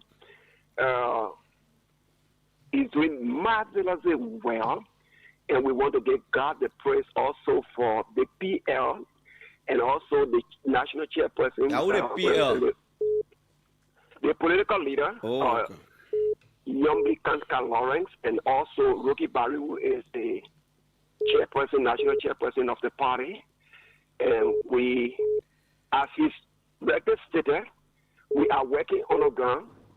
And before 2029, when Liberty Party bus open, you're going to see the vibrancy and you're going to see the great work that we have been doing on the ground. Okay, Chief. Thank you, Apostle. Hello? Good morning, Mr. Jackson. Good morning. Okay, my name is Mark Wintracy. I do join you from Grand Crew to this Flexible Garaway Estate. Okay, Mark. Okay, so first of all, I want to say thank you for the show and I want to commend your studio guests. You know, I'm a member of the Liberty Party. I hail from Sino. I have been in Sino for a couple of years, and I have been with the Liberty Party for a couple of years. And so there's something that I want to recommend to the leadership of the Liberty Party. Senator Nyambri Kanga, as the leader now who is in charge, has to take a stand to make sure that the Liberty Party is reconciled. The Liberty Party is divided. That's number one. Number two. But they say they have reconciled. They say, but not in action, sir. Okay. Not in action. So. You will stay there. I'm not going to cut you off. You got something to say. Hello? Hello? Oh, my word. Hello there from Sino? Oh, I got to let you go. Good morning. Yeah, good morning, Clarence. Yeah? Clarence came and calling from Cannonsville. Yeah? You know, I just appreciate my brother in studio there with their alignment with Unity Party. Look, we have been seeking party, but the country has been very, very down. Okay? Personally, I doing something to look for, but Clarence, now we are in August. Get the zero rule in this country. This has never happened. Say our small ball up to a person now, I'm insisting. Look, if any leader come with development, let's appreciate that leader. Something are going on now. If you leave Moldova, you go around the country, you will get to understand that the president. Look, sometimes when you say people feel because of your political line, we have never get leader like this getting the country at heart. Thank you. Hello? Hello? Yeah? Yeah? Yeah. All right. I'm John Sickle calling from Roville. Yes, John. Yeah. former coordinator of Liberty Party, district number 17. A fellow spoke and he said it's true. And indeed, the party is divided. So your party is still divided? The party is divided. Underground is divided. Yeah. You know, all old coordinators of Liberty Party that were behind Musa Belete at the time of the conflict. Yes. I mean, they just silenced us. They're not dealing with all the care. I mean, they can't call us. We even started. We went to the PR for meeting. Went to Honorable Dillon for meeting. I mean, they forget about us. They sent us to Mountain Colley. We went to Mountain Colley as well. I mean, there is nothing. Now that, and for us, we still love the party. But we found out that there are people there don't want to work with us. Okay. Good morning. Good morning. Good morning, Clarence. Yeah? Yeah? How are you? I'm Murphy from the corner from Mosavado County. That's what you call it, issue number 8. Okay, Famo. Okay, Famo. Yeah, okay. Concerning Liberty Party, I think Liberty Party is in a hard zone because they're in a case already. You say they're in a hard zone? They're in a hard zone. They're in a hard zone. They're in a case already with United Party. Check call our radio off. Yeah. Okay, go ahead. Go ahead. Yeah. Not too good, yeah. Even in Grand Pastor, yeah, I don't think Yomdi Kanka will win if she says, because she, upway battle with other politicians in Paso County. For example, who you think will win Paso? The former representative in Grand Paso County, I just forgot his name. That guy win in Paso, and that guy name is drinking on the side. Who guy? The former representative is supported by the senator. By Senator Bezogafini. You mean Gabriel Smith? But I'm still getting feedback, man. No, I call it really off. It look like your take out the earpiece or your phone loudspeaker, something like that. It's okay. Who that Gabriel Smith? No, not Gabriel Smith. I think that the other guy whose name is ringing in Grand Paso County. I just forgot his name just slipped my mind out. But I guy is heavily supported by Senator Bezogafini. Gabriel Montgomery? No, that guy you represented before. Gabriel Montgomery was not represented. Yeah, but I wanted to correct that. I thought I was him, but who the representative now that name ringing that one? Oh no, maybe I remember it. But what I'm saying is that Liberty Party is in a cage now with United Party, so they don't have freedom to speak the way they should speak. Hello, man said the only party in cage. They can't do anything now. Good morning.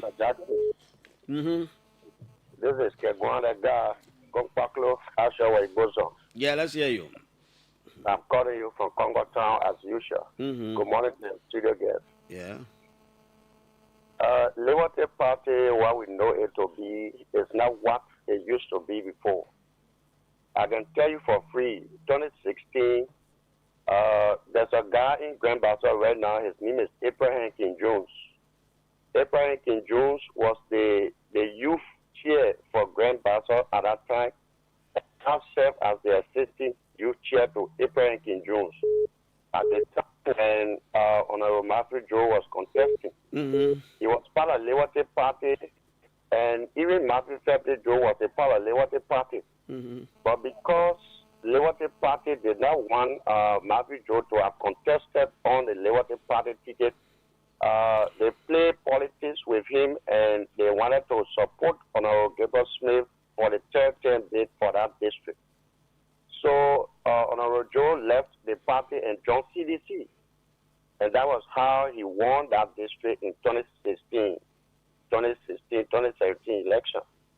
So what I'm trying to say is that the mistake that Liberty Party made before was for them to have allowed,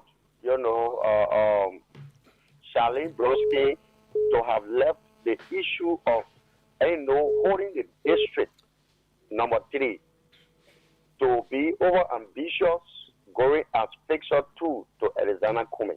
Okay, sir. Final call right here. Good morning. Good morning. Yeah.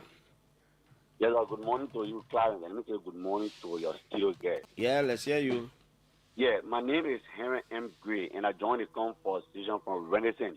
Okay. And Clarence, I am a member of the United Party Intellectual Bureau. And this morning, your conversation, more especially with the studio, Clarence, one of the main things here is if any other person is popular in Grand Bassa County, we should know their name by now. But someone shouldn't call and try to be 40 somebody's name, we just go pretend that our person popular. We just call the person not popular. No. But it's also possible somebody can forget about somebody's name. Look, Clarence, a popular person, one the person popular politically, that the person cannot be forgetting. For that one part, it's very clear. No one can forget about Joseph Baka in the country. You say that to mean what for Bassa? These are popular people. So what I'm trying to say in Bassa here is, look, the formidable force that the process come with 2029. It is not a force for later to say info. Sincerely. Okay. It's not a force for later to say info. Thank you so much. Let's come back to Jackie. Mr. Smith, you listen to the callers. I think few of the callers are concerned that your party is still divided. They are members of the party. Somebody called from way Grand Crew or Sign or thereabout, and the other president from Montserrat here, they are still concerned. So thank you. And I want to say thank you to all of them who called. Predominantly, majority of them are called, says that they are Labour Day partisans, except that they have some views. Those views are respected. The one that said that from Grand Crew, yes, we can assure that, like I said, we have targeted counties that we are working with currently. And as the resources are available, obviously we'll reach out to Grand Crew and all of the other counties. The guy that said from District 17, and that his accession is that people who were behind Arizona coming, are being silent. It's not true. Look at Martin Colley, who is a party current Secretary General. People who are beyond Musa Ability and ANC. They went to the AMC way. Today, the party has reconciled. Kula came back, and he's the current Secretary General, the nucleus of our party. And he's working with the party well. So even if you were fortunate to be with them at the time, obviously, you will be one of those persons if Martin wanted, in his wisdom, to bring back on board. We are bringing all our people back on board. Maybe for some reasons you have not come yet, or maybe your position you wanted is not being given. Obviously, you still have a room. And we are encouraging them. Very soon, I'm sure next year, the party is contemplating on a major homecoming, okay, that will gravitate with all of our people to ensure that wherever they are, and that's going to be a very huge gathering. There will be a lot of activities that we make sure we talk to our people to come back. But we are working, and we are working very well. Other than Grand Bassa, which other county can you say probably is your stronghold or you have influence there? What is your current role in Bassa? And where is your former chairman, Senator Steve Zago, in all these reconciliation efforts? We have reached up. The political leader has reached up to Zago. As a matter of fact, like I said, sometimes silence means concern. The fact that you don't hear him speaking up and what have you, I don't think it has much of a difference. But Liberty Party is working in Riverside. Liberty Party is working in Montserrat, and it's also working in Mangibi. So these are areas that we make sure, Bon County as well. These are areas that we must make sure we can reach out easily, that we have structure. And we are maintaining on those structures and building them and going as well to other counties and what have you. So the party is working through its secretariat, through the leadership of the pro tem. This party is empowering people, doing a lot through its leaders and what have you. We have a lot of helping hands up there that the party is reaching up and helping people with respect to what a responsible party should be. Any other concern there you have addressed? Yeah, so Clarence, so that is it. Like I said, so somebody said we cannot stand on our own. No, we can.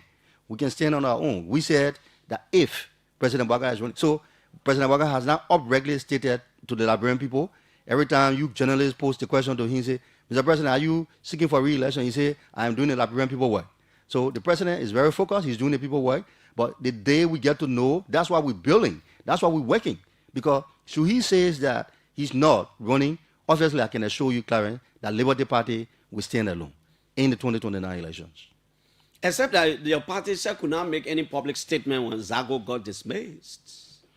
So there are some things that are meant for discussions, and I think that could be discussed another time. So like I told you, do you agree with the other caller that the party is in a cage? It's not in a cage. No, it's not in a cage. And I told you our way of addressing issues, our way of approaching issues, when you have presumptive, if I have presumptive Clarence that I can reach up to you, it's not that when you do certain thing in OGF and I hear about it, I should just come and say, go in social media and what have you, Clarence, this, Clarence, that. When I can reach up to you and say, Clarence, this thing about your radio station, this thing about the way you propagate your messages, I think there's a way you better them. That's how we're working.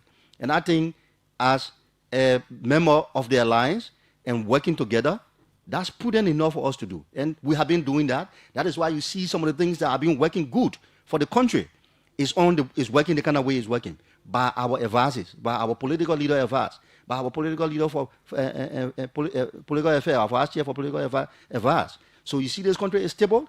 The House of Senate, even when there were crashes at Parliament, the lower house, you see that Senate remains firm, is working. It was the only source of convenience for the Liberian people that they could look up to ensure that, we have a government in place and things are working. So we are doing so much more, and we will continue in our route. We're not going to be deterred by what people say. We're going to work behind the scene. We continue to work. And when the opportunity comes that we feel it is necessary, and that party takes the decision that we will stand or we will align with another party in 2029, yes, it will be the decision of the party. If we would not, obviously we have the capacity enough to make sure that we stand and we can profile a candidate and a winnable candidate as well. Well, Mr. Smith, I'd like to say thank you for coming. What's your party in common? So one thing I'd like to say, Clarence, is that I want to talk to Liberians, particularly the ordinary Liberians, the grassroots. Let us give democracy a chance. Let us give this government a chance. The government is working. Even if you are dissatisfied, emulate the example of the United States, the democracy of the United States that we all cherish, that we all emulate. Wait for 2029. When you think this government has not done very well, then you have the decision to remove the government. Let us stop allowing people to use people to agitate in the street and send bad signals, bad messages out there. It won't do this country well. If President Boga fails in 6 years, I say yes, 6 years to your age. You also have failed. You can earn all of the accolades, a doctorate degree, a master's degree. Once the government in power fails, obviously the entire nation has failed, you has failed, and it don't mean well for the power mass of our country. Okay, Jackie Smith, chairperson of the Liberty Party Stakeholders Committee. He's been our guest. We're taking a break to usher in the president of Liberia's premier university, the University of Liberia, Dr. Lillian Mapayan, will be here. We'll talk university matter. But let's take a break. We'll be right back. Showing loyalty to this nation, Liberia. The flag of Liberia is flying all the time. Showing allegiance, showing loyalty to this nation, Liberia. Okay, this is the OK Morning Rush. The president of the university and the vice president for university relations, Councillor Norris Toy, will be here. The star is for Republic, the blue fee is for black people. We know Liberia is our home. This is our first public interaction with Dr. Mapayan, In 1847, talking university matter. 11 Councillor Toy is here with his boss. Republic, the laws. We'll talk about the university issue. Early this morning, I noticed Dr. Mapayan issued a statement. It's flying all the time. Showing allegiance, showing loyalty to this nation, Liberia. If my people who are called by money, we humble themselves and seek my face, I will rise and heal their nation. Liberia will rise again. Nations will come to your rising. I prophesy. Kingdom will come to your light. Together, let's keep the peace. Because in unity we will build our nation. So coming up shortly, we'll begin the conversation. Dr. Mapayan is set. Rise and take your place. Whatever the locals are eating, rise and take. Okay, so let's wind down the music. This is a patriotic song. I never stop playing it. You know, the flag of Liberia, and she's talking about the declaration of our independence and all these kinds of things. And of course, we just celebrated 179th independence anniversary, and it was held in the Port City of Buchanan in Grand-Bassa. The president of the University of Liberia, Dr. Lillian Mapayan, is here. And like I said, this is our first public interaction. Thanks to Councillor Norris Stewart for making this thing possible. I always wanted to talk to Dr. Mapayan. Dr. Mapayan, good morning. Welcome to OKFM, and it's good to have you here. Thank you. I'm really glad to be here. How's everything? I am always feeling blessed every morning that I wake up. Councillor, good morning. Good morning, Clarence Jackson. Good morning to all of your listeners across this country and the world. We are very excited to be here in your wonderful studio. OKFM does an excellent job informing the country and the world about things happening in Liberia. And we're here today. The president of the university, our 16th president, our second woman president, is here today to our voice to explain to the public, to the nation at large about things happening at the university. So we're very excited this morning. Yeah, I can see from Dr. Mapayan's face that generally, how is the university? How are things? You know, I always say that things are good. Things are great. People feel surprised when I say that. But I'm so happy to be here at this institution that I love, to be working with people, to make the institution be all that it can be. And every day that I'm privileged to do that is a great day. I'm told you were at the University of Liberia before you worked with the University of Liberia before. Did you think one day you would have come to be president of that prestigious institution? I had no idea. But, you know, there was a time in my life where it became a dream. And so I'm thankful that it became a dream come true. Okay, let's move on. This morning I noticed you've issued, the university or the president's office has issued a statement. And I was thinking, putting out a statement as early as this morning in response to Alpha and Outside joint resolution that came out since last month. What did you have to wait until all this while? Well, you know, Alpha and ALSA issued a very provocative joint statement with a lot of demands, and I really wanted to see how things would play out before I responded. I'm not a reactive individual. I'm a thinker. I like to take it in, see how the narrative and the discourse evolves before I weigh in. You know, it's not just the statement that they make, but it's the responses of all the other stakeholders that I want to see. And so waiting a while gave me a chance to really take the temperature, not just of Alpha and ALSA, but also of the students and also of the nation. Now, we'll talk more about that statement and other issues, but let me say that why and hear you talk about some of the progress you've made, your administration has made since you became president of the university. Dr. Mapayan, what can you tell us? What's new? What's happening? Well, there are a lot of things that are happening new right now, but there are a lot of things that have been evolving over time, too. You know, I'm a person that when I came to the university, my first job was to analyze the situation, to listen to people, to see what kind of problems I needed to help with, and then to start working on solutions. And so a lot of the problems, as everyone knows, that UL has are problems of long standing. They're complicated situations that didn't develop overnight. And they require in-depth solutions that really take, you know, a long perspective or a long view. And so my approach has always been to think about that. So, for example, when I came in, one of the first problems that confronted me was the problem of UL's bathrooms. And, you know, I, like everybody else, was appalled at the state of the bathrooms and really vexed by the fact that, you know, people's dignity was just not respected with the condition of the bathrooms. I thought that I'd be able to fix them quickly, but when I took a deeper look, I saw that the reason that the bathrooms were in bad shape wasn't the bathrooms themselves, but it was actually the water system, and the water system problem was attributable to the electricity problem. So I got to thinking about how can we solve electricity, water, and bathrooms at the root level, not just slap up some new fixtures, but actually to make the system better from the root.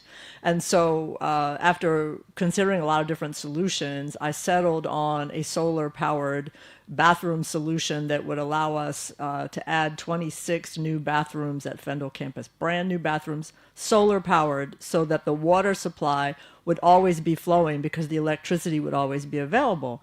And I thought, wow, while we're putting up these bathrooms, since we're going to have so much solar power there, why not add a mini student center where students can also go relax, recharge their devices, get a little bit of work done, and, you know, just be in a hospitable environment. So the whole concept was a pilot project. It's nearly done. It would have been done a little sooner if we wouldn't have had the geopolitical crisis in the Middle East that slowed down the ship that was bringing the solar supplies from China. But that ship is here now, and it won't be long before we're breaking ground on 26 new bathrooms. So that kind of shows you how I think. I don't just come in and run in and say, let me just make it look good right away. I want to figure out what the problem is. I want to solve the problem, and then I want to leave something that's lasting that will endure far beyond my own time for the University of Liberia to benefit from. So how far are we now with the renovation work? And to answer that question, I'm going to read portion of this statement that was issued by the Executive Mansion. Sure. President Joseph Boakai has directed the administration of the University of Liberia to immediately accelerate the renovation and modernization of its campuses, expressing serious concern over the slow pace of implementation despite significant government investment. The president's directive followed high-level coordination meeting convened at the Executive Mansion on Tuesday to assess the status of the University of Liberia's infrastructure rehabilitation program and identify measures to fast-track the reopening of the institution. The meeting, this is now where I want to go now. It may be recalled that the government appropriated approximately $6.3 million for the renovation and modernization of the facilities across the University of Liberia. Why the Ministry of Finance and Development Planning has processed the necessary funding, President Boakai noted that he has not received sufficient evidence of substantial physical work on the ground. Now, I'm about to ask you this question because sometimes when people like you are on radio, it's an opportunity for the larger population to really hear from the house's mouth. Have you received, has the University of Liberia received $6.3 million from the government to do renovation work? That money has been allocated, but only a small portion of it has actually been handed over at this point. The way that the money works is that we have to set up all of the legal things and all of the practical things before the construction can start. And that terminates in the process of selecting through the procurement process who the winning bidder will be to do the construction work. Once we do that, we put shovels in the ground. But there's a lot of legwork that goes into that. So the government has allocated the money, but has not handed over all the money. It's sitting there in an escrow waiting for us.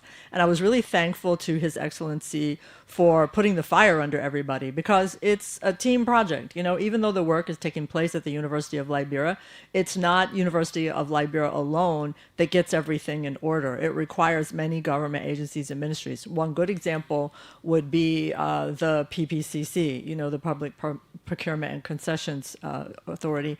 And you know, we have to very carefully follow procurement procedures on a project of this scale, you know, that involves this much money, new construction, durable thing that are going to last for a lifetime and beyond.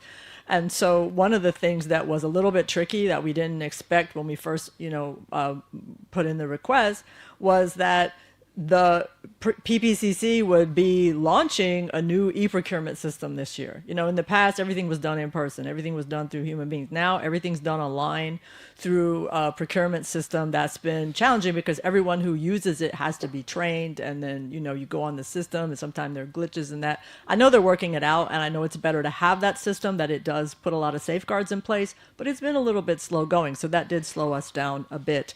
But we've reached a point now where we've selected the bidder for the new 25 classroom building that we're going to be building as our first major project. And we also have some funds that have been released immediately to do some immediate work, including some of the projects that Alpha and Ulsa mentioned in their own communications. You said that to me that you have now received a portion of the 6.3 million? No, we have. We've raised just over 900,000. Yes. What have you done for faculty and staff since your appointment over there? I'm asking because sometimes the impression is created that you're just talking, you're not practical. No, I'm practical, but like I said, I'm a long-term person. You know, a lot of things that I try to do, I try to set them in place. You know, for example, one of the things I've been advocating for is the faculty and staff multi-purpose center that the faculty presented me with when I first came. You know, that eventually will figure into our infrastructure plans, but it isn't the first thing because we have classroom space issues that we need to deal with first, as well as some of the other urgent repair like leaking roofs and things of that nature. You know, I've also been a big fan and proponent of UL's study leave program. You know, that's a professional development program for UL's faculty. When I arrived, we had, I would say, probably some 70 or 80 faculty out on leave, many of whom were reporting that the payments that they were supposed to receive were in arrears. And so I made it my business to make sure that all of those people got paid last year, you know, that all these outstanding arrears were paid. And I put a pause on the program for the first part of this year because I wanted to make sure that we got everybody situated before we brought new people in. We've brought a few new people in now, mostly because people have gotten scholarships from abroad that are very, you know, supportable.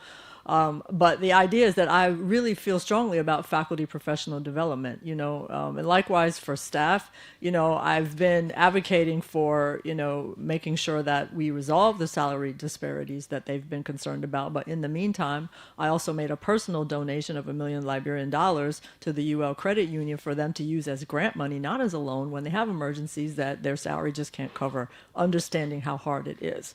You know, so there's things I do, some small, some big, some are behind the scenes, some are out front, but I'm always working for all the constituencies of UL, faculty, staff, and students. You're calling on the faculty and staff to return to work. Yes. Is that possible? Well, it certainly is possible. The question is whether or not they will do it. You know, I think the nation is tired of work stoppages at the University of Liberia. I think the government is tired of work stoppages at the University of Liberia, and I know the students are tired of it. You know, when I first came to Liberia, one of the very first things I did in my first 100 days was to regularize the academic calendar at the University of Liberia, because I was coming off or following a year when only one semester had taken place in 12 months. You know, that's no way to run a university. We know that there are, 52 weeks in a year. There's enough time for 2 16-week semesters and a vacation school. So I gave a proposal to the Faculty Senate and the Academic Coordinating Council. They've voted on it favorably. And so we launched on this process of trying to make sure that UL is always in session. And, during 2025, we had one full semester. We had a pilot of our new vacation school. And then we were delayed on starting the second semester.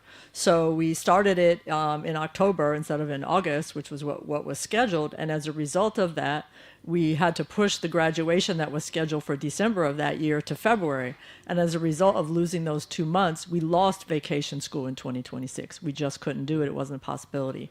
And so now I've been urging everyone to start the coming semester on time so that students can finish on time and we can have vacation school in 2027. But if we lose time again, we will lose vacation school again. And I know the students are not going to feel good about that. In fact, some faculty rely on vacation school for extra money because they get, adjunct and overload pay for working in vacation school. And it's really essential at a university as large as this. We need to always be in session because, we have a student body that is nearly 30,000 people. That's bigger than many major metropolitan areas. That we are a city unto ourselves. We have to keep in motion. We've got to make sure that Liberia's youth are moving forward to their future. We can't be stalling them out, for reasons that have nothing to do with them. So I'm just really hoping that the faculty and staff will search their hearts and, really look at the students of the University of Liberia and how we're holding them back and realize that whatever issues we have between us, we can work out while still being in the classroom. We don't need to hold them hostage to work out labor issues, infrastructure issues. I'm committed to the very things that the faculty and staff care about, but don't hold the students hostage if you want to speed things up or if you want to have dialogue with me about it. No, I would just quickly, like I said, this morning you issued a statement. Yesterday, it's called OFASA, the Faculty and Staff Association, I'm sure. They issued a statement. I'm going to read a few lines in it. The leadership of the University of Liberia Faculty and Staff Association informs its members that it has not had any conversations on how our demands can be resolved. Officer reminds all faculty and staff that our resolution of July 17 is active and remain enforced. You haven't met with them? You've held no discussions at all? I'll just say I have not had the good fortune of having conversation with them. The first time that we were to sit together was in a Board of Trustees meeting, but when they arrived, they said that they didn't feel that they could be in a room with me, while talking to the board. So, I excused myself for purposes of, I'm a psychologist. I say people, sometimes they just need to air their grievances with the person out there. So I sat in another room while they did that. And so I wasn't able to be part of that conversation, though I know some good information did come out of it, and the board was, valued that information. But then, through what I would call a neutral mediator, someone, offered to pull us together and invited us to, sit down sort of informally. And that was attempted 3 times, and they were no-shows at each of the times. Sure, they may have had other meetings they had to go to, I understand, but, I was told they would be there and then they weren't. So I don't want to say that, I've been avoiding dialogue. I actually would like to talk with them. We agree on some points, we disagree on other points, and my door remains open. So, I'm happy to speak with them at any time. Now, Dot, you issued a long statement, and I was going through it. Something caught my attention when you say you're calling for a paradigm shift at the university. What does that mean? What it really means is that it's time to rebrand UL and start a new era. I always hear about the 3 Ds, the difficult to enter, difficult to stay, and difficult to leave. And I think somebody added a 4th D recently. I like to talk about the 5 Es, which is education, the reason why we're there. Effectiveness, which is giving a good education that really works. Efficiency, doing more with less given our constrained circumstances. Excellence, which is what you always strive for in academia. And ethics, which just, speaks to the importance of the university fostering good character and, everybody participating in that. We need to really step up, because the University of Liberia is, always has been, always will be the nation's flagship university. How do we want to represent Liberia? Do we want to represent Liberia like this? A way where, half the time school isn't even in session, or where we're constantly fighting, where the outside world sees us and goes, what's really going on in Liberia? I mean, we could do so much more and do so much better. We could really be an illustrious institution. We have been in the past. We've been an internationally reputed, destination university in Africa. But right now we're not. And I'm trying to steer us back in that direction. I can't understand why anybody else wouldn't want to go in that direction. That's what I mean. You also talk about the big picture. You even went further by quoting scriptures from several different religions to make your point. Why are you bringing religion or scriptures into some of these things? Well, I'll say this. For one thing, I'm a deeply religious person myself. So whenever I have any kind of conundrum or problem, I turn to scripture, and I find there's a lot of wisdom there. But I also know that Liberians are deeply religious people, whether they're Christian, whether they're Muslim, whether they're Baha'i, whether they're any other faith. We're a nation that knows that our scriptures live with us. They aren't just documents. They aren't just words on a page. They are meant to be lived. And so I like to remind us of that, because my own experience of scripture is that it can re-ground you and re-center you when you're going through something. We're told that you have a little over or pretty close to 300 part-time lecturers. Why this huge number? What is your administration doing to get rid of part-time lecturers? Well, I'll be honest, we have more than that. We have more than 300. 300 really? That's a low estimate. We probably have anywhere between 600 and 800. Why is that? Because we're a huge school. We have many classes that we have to offer in many different disciplines. And the student dynamic shift, during some period of time, one major or one college might be more predominant, then it shifts to another one, and you have to have a nimble workforce. This is very normal all over the world for large universities to have a sizable adjunct workforce. But what I think is different is that at the University of Liberia, we actually need more full-time teachers, but our budget can't accommodate that yet. And one of my aspirations, and I should say my long-term aspirations as president, is to kind of morph our workforce to be a little bit more faculty-centric. When I go around the world and I visit other universities, particularly those that are of a similar size, I always ask them, what's the size of your workforce? What percentage of that is staff? What percentage is faculty? It's far more common to have faculty be the majority and staff be the minority. But at the University of Liberia, it's the reverse. Now, why it evolved that way, I don't know exactly. But the bottom line is we are a growing institution. The Liberian youth who want to go to university are getting to be more plentiful, not less plentiful. So the need for teachers and professors is only going to grow and get larger. So we have to really think about how we will deal with that. Adjuncts is always a temporary solution in the sense that that's a ready workforce that you can call on. But I'm really hoping to convert more adjuncts to full-time faculty as conditions permit over time. And also as we grow our workforce through our study leave and other programs, we're going to build. And I'm really trying to get us to build towards a PhD-centric faculty as well. And how does this affect faculty's demand, for example, for improvement in salaries and incentives for, full-timers? Yes, the UL faculty have been advocating for better salaries for a long time, and they've made some gains, which were very notable. In fact, I think it was 2022 or 2023, they lobbied government for a 100% increase in their salary. And many of them, in fact, most of them at that time, if not all, received it. There may be a few people outlying today because there was a provision within the agreement that if they hadn't been there 5 years yet, they had to wait a little longer before they got it. So I think that's really the area of discussion. But, faculty deserve to be well paid for their work. They do. I mean, faculty is considered one of the hallmark professions of the world, and so they deserve good pay, and I'll never rue them that.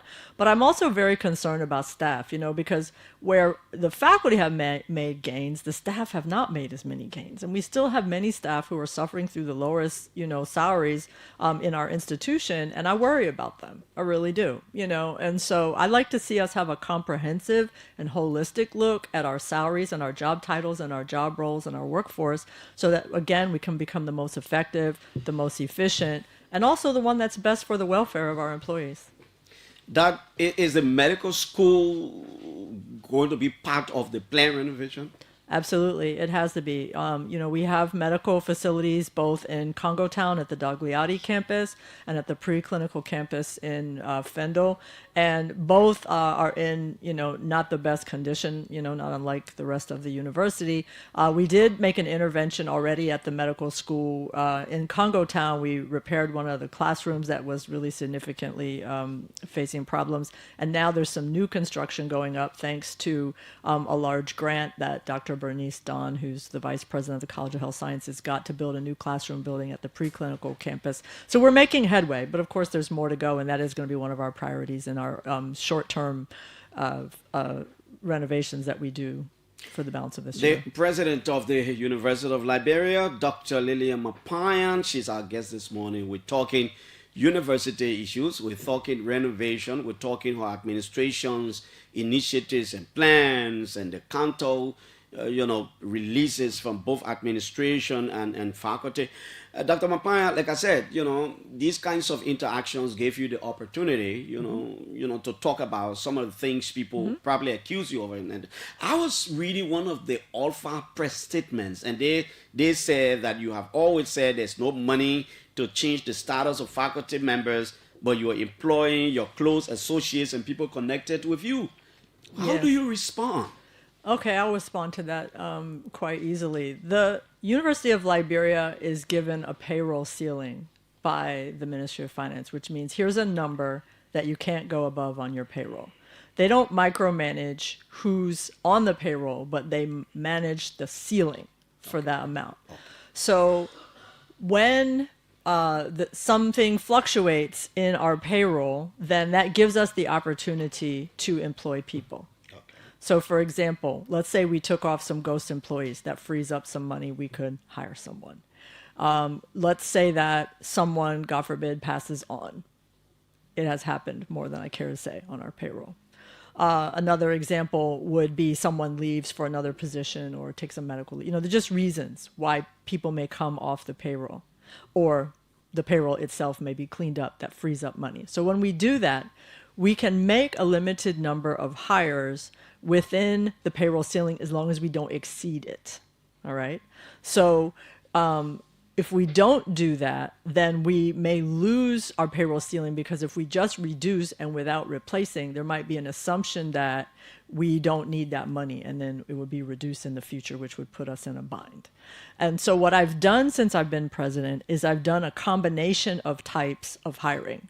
One type of hiring, as they rightly point out, is people that serve my administration. Every president comes in with a strategic vision for the university that they're leading, and they need to make a few hires that help them realize that vision, and that's just their prerogative. But of course, we also have, for example, a large corpus of people who have returned from study leave, who need to be moved up. I've made a number of conversions of study leave returnees into their rightful positions. And then there have also been occasionally other kinds of staff or other faculty movements. What's been problematic and is frustrating for both Ulsa and me is that we haven't been able to make all of the systematic corrections that we want to make at once. So for example, if I have 100 study leave faculty waiting to be moved into their rightful position, and I only move 5 or 10 or 15 of them, then it looks like I'm not really doing what I should do. But salaries are determined, or I should say the salary ceiling is determined annually. Last year, I did put the salary changes in our proposed 2026 budget, but the government said, please hold on to your 2025 legacy budget because we're about to give you a bunch of infrastructure money and we can't do both things right now. So they said, pursue it again in 2027.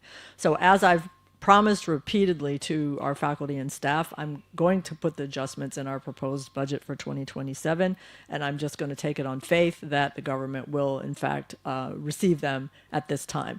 But various forms of payroll cleanup are still going on, because that's one of the ways that we not only make room to make these changes, but we also make our university more efficient within the budgetary framework that we have, because we do need to free up more money for operations as well. Can you confirm that this annual year, the 2026 annual year, the University of Liberia is supposed to receive government funding totaling $41 million? And I'm concerned about what percentage of that money, for example, will cover salary and operation? Yeah, if you don't add in the infrastructure money, it's close to that amount, because with the infrastructure, it's just over 46 million. So it's probably closer to 40 million if for the personnel and operating budget. It is a slight change from last year, because last year our personnel costs were close to 90% of our total budget. This year, they're closer to probably 75 or 80%, in part because we've cleaned up payroll, and also in part because the payroll ceiling, total budget was increased slightly. However, we won't know until the end of the year whether we ultimately, we're able to get that entire budget. But so far, we assume that we will. So that's, how we have to think about the budget. It's a dynamic instrument, and we do get, it sounds like such a big number. But when you are employing as many people as we employ, because right now we have over 3,000 employees, and then we have all the adjuncts. Over 3,000 employees? Yeah, I think it's 3,200. Granted, that's the pre-cleanup figure. It's probably slightly less than that. Well, I'll say slightly. It's less, but let's say it's over 2,000. It's under 3,500. It's in there. But it's a lot of people. All right. And we're also currently still carrying some of the retirees that we weren't able to put on NASCORP before, because we didn't want to leave them in the dust. We wanted to make sure we would carry them until they could get on NASCORP. So a significant, something like $50,000 a month goes towards that. So, it's a complex budget. We're a complex institution. We're a big institution. So, we're always doing a lot with what we have, but always wish we had more. Let's talk a little bit academics. When do we practically see the beginning of the terminal degree program at the University of Liberia? Well, we have some already that are already going. Functional now? Yes, yes. The public health PhD program is already operational, and the gender and security studies PhD is already operational, and a few others are in the intake mode now. Really? Yes, yes. Have the University of Liberia been audited since you took over? We have. We were audited for the years 2022 and 2023, which was an audit in progress when I arrived, and I received the report in March of this year, and we are vigorously responding to the audit recommendations because we hope that in success... Meaning you inherited that one? Yes, basically. I'm talking about one under your administration. No, nothing's been audited for the years that I've been here. So we had an audit for 22 and 23. The next audit will likely be 24 and 25, and then we'll be current after that. So I'm hoping we can get the 24, 25 one a little sooner and then get on track. You have a large number of students. I mean, it's not surprising because you're the premier university here. What is it about transportation? What's your plan? Well, the students have been clamoring for buses. The faculty and staff have also been asking for buses. In an ideal world, we would have a large fleet of buses. But as it is now, we have a small fleet of buses, actually way too small for what we need. But we are thankful that the government of Liberia, particularly under the leadership of His Excellency, has set aside some funding to procure additional buses for higher education in Liberia, and UL will get a cut of that. They are putting this under the National Transportation Authority to go and procure the buses from India. And so we are waiting for our set of buses. We don't know how many yet, but we're waiting for those buses to arrive, we think, by the end of this year. But of course, I need to check in again with NTA about it. But I've heard that we're going to get some 62-seater buses, which is bigger than what we're running now, and they will all be brand new. So that's what is the Ministry of Finance telling you about, translating or remitting the monies for the renovation?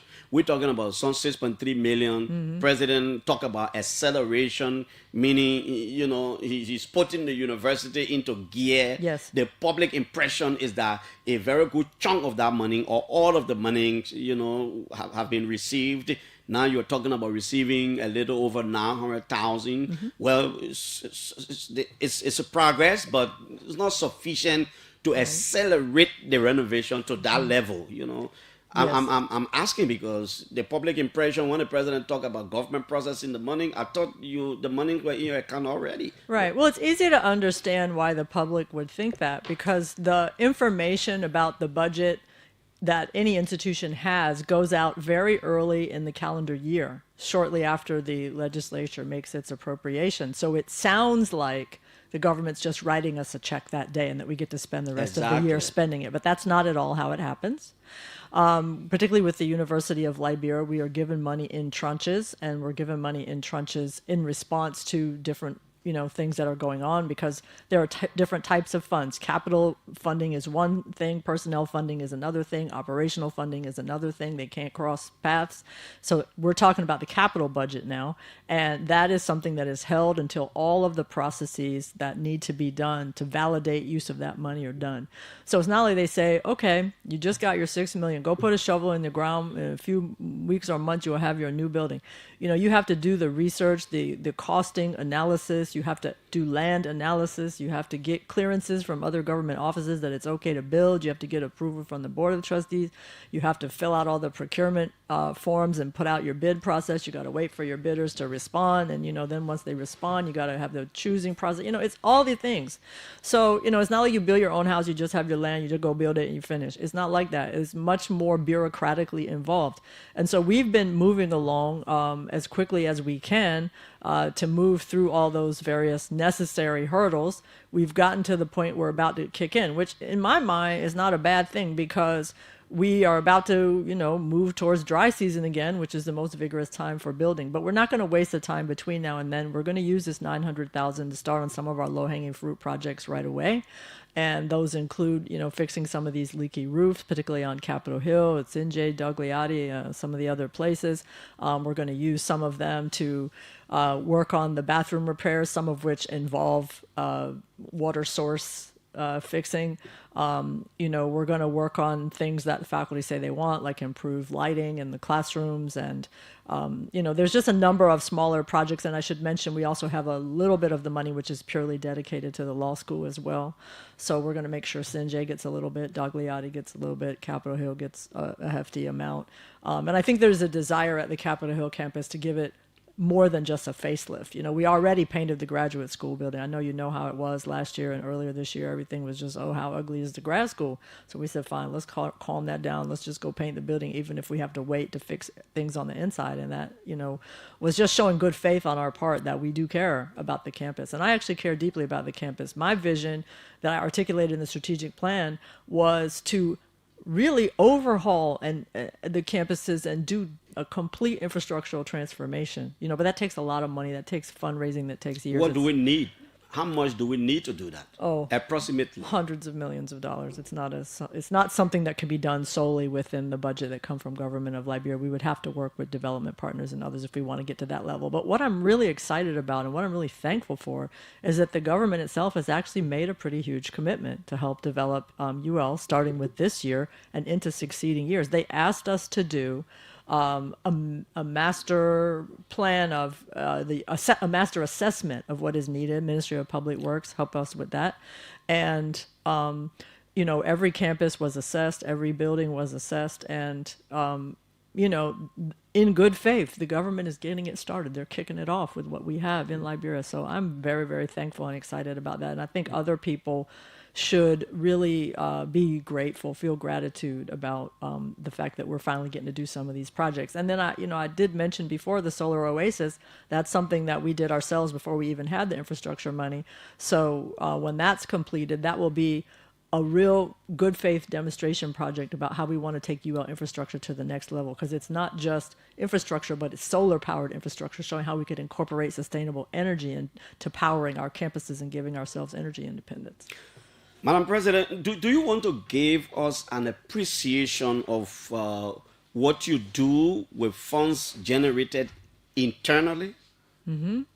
Sure. The funds that are generated internally, they serve multiple purposes. One purpose that they serve is generally the kinds of expenses that they're taken in for. So, for example, we take in entrance fees, registration fees, and graduation fees. Those are all generally generated through the student population. We also take in research grants and other kinds of grants from development partners, et cetera. That's another source of revenue. And then we also take in funding from donors, individuals or companies who give us money in sort of a charitable sense. So all of those are used both to meet their specified needs and to meet general needs when we may be between tranches of our government subsidy. So we use it for both general purposes and very specific purposes. Do you have affiliation with other universities around the world? If so, I'm concerned about benefit. What do you get? I retired from my previous institution, so I'm affiliated as an emeritus professor from my previous institution. But other than that, I don't. No, not you as a president. I'm talking about the University of Liberia. Oh, you mean our partnership? Yeah, partnership. Oh, okay, what do you get in return? Sure. We get, in the ideal sense, we get opportunities for our study leave participants to go. For example, the University of Botswana just gave us a fully paid PhD scholarship, really? As well as 2 tuition-free scholarships where we pay other fees but not the tuition. So that's a result of an evolving relationship between us and the University of Botswana. I just returned from the University of Cheikh Anta Diop in Senegal, and even though that MOU is really new, I'm going to be pursuing some opportunities for our faculty and maybe some some alumni in both French studies and English, because those are two departments where they're very strong, and obviously it's a francophone university. We have a number of people at the University of Ghana, and there are other institutes that we've had longer standing relationships with, such as Tilburg University in the Netherlands, where a lot of people have gone, and there are others. So that is the main thing. But a secondary thing we're also looking for is research partnerships and things that boost up the research capacity of the university. Most research research nowadays is done through multi-institutional partnerships and joint grant getting. So we're trying to increase opportunity for our faculty at the University of Liberia to have those partnerships. And in fact, we have some faculty members who've become extremely successful in working with international universities and their faculty and getting research grants and things, and really making a name for those departments at the University of Liberia. For example, environmental science is doing an amazing job, and our relatively new Department of Fishery and Aquaculture Sciences is doing an amazing job, and our College of Health Sciences all along has been doing well with that kind of grant getting and partnerships. So the idea of partnerships is always just that it's going to enhance us. They aren't generally going to advance money to us, but they will advance opportunities of value. Finally, man, how often does the University of Liberia review its curriculum to ensure it is up to date? Well, I think that it has been an uneven process, that different departments do it at different rates. I know, for example, before I came to the university, I was on a USAID project called Higher Education for Conservation, and one of the beneficiaries of that project was the forestry, the School of Forestry at UL, and it was largely a curriculum improvement project. And when we talked with them, they said it had been 5 years since they had overhauled their curriculum, and so now there were some new things that were being added in to bring them up to global best practice standards. But then I've talked with other departments. I had one that blew my mind recently. I won't name names, but they said that their curriculum had never been updated. So, we're working on that. I'll just say that. I don't want to name the department, but, that point there is that it runs the gamut. We do need to overhaul our curricula. One of the most important ways that we need to do it is to make sure that everything is digitally responsive and is meeting the criteria that other similar departments around the world are meeting, so that our students are on a level playing field with their peers around the world. The honest truth is you inherited a lot of other things at the university in terms of challenges, budgetary, environmental, and all these kinds of things. What are your technicians telling you, to enable the University of Liberia to annually function properly, avoiding all these protestations and these things? What do we need as a budget? Well, when I talk to our peer institutions around the world, most of them have budgets that are over $100 million for an institution of a similar size. So that would be ideal. They vary in the amount of services that they provide. For example, when I went to Sheikh Anta Diop University, they said everything is free. The tuition is free, the dorms are free, the buses are free. You mean in Senegal? In Senegal, everything's free. But I said, how much money do you owe? I said, we have $90,000 to $100,000 for our university. Their university is you also... You mean $1 million, not... You said 1,000? No, I said 100 million. Okay, yeah. 90 to 100 million. 90 to 100 million as a dollars budget that they had, yeah. And similarly with the University of Botswana, they said that they had similar amount of money. They're a smaller school, but they had more money. So, I think that the bottom line is, if we really want to do what we want to do, we need more money. Now, a lot of people say to me, just go ask government of Liberia for more money. Sure, I'm going to lobby government of Liberia for as much as they can possibly give us. But I'm going to also recognize that if we look at the global higher education landscape, that there are many universities whose budget is bigger than the entire government of Liberia's budget. We can't always just use the government, as generous as they are, as our sole source, which is why I've tried to work on fundraising and develop the infrastructure for fundraising. We have had some fundraising successes in my first year, but it's been slow going for a few reasons. One is that a lot of funders look for clean audits. They will often say, you've reached the semi-final stage. Now we'd like to see your last 3 years of audits. If we can't produce last 3 years of audits, or if our audits aren't good, then they're going to say, okay, you didn't make it to the final round. What's stopping us? What's stopping us from having the clean audit. audits? Yeah. Well, first of all, it's having them done annually. That's the most important thing. I mean, the fact that we're just now getting the results from 2022 and 2023, they should be current. We should have last year's audit every year. And I've mentioned to the GAC that I'm very open to that, and I'm hoping that we can work together on having them regular.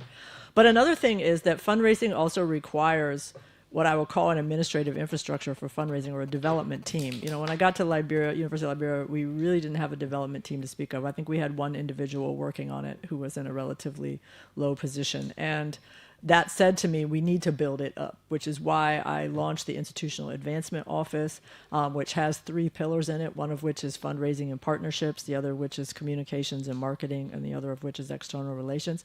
And it's also part of why I launched our division of athletics and sports, because all of those relate to attracting money to the institution and managing or working with the donors who will give the money.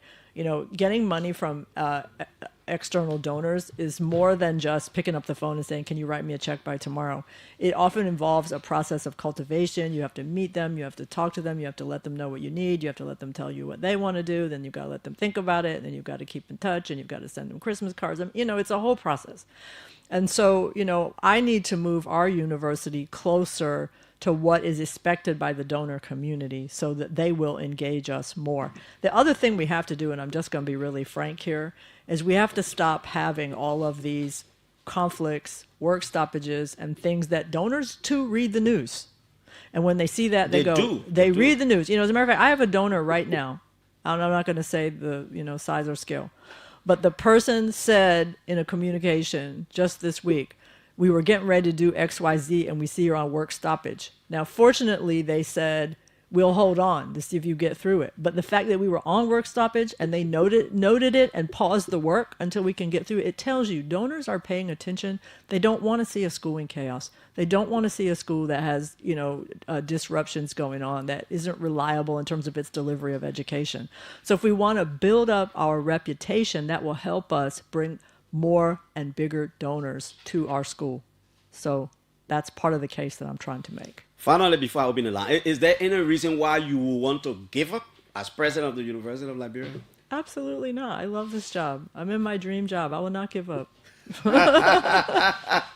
The president of the University of Liberia, Dr. Lily Mapayan, she's here as our guest. It's now time we open the lines. She will be writing down your questions and then she will respond later.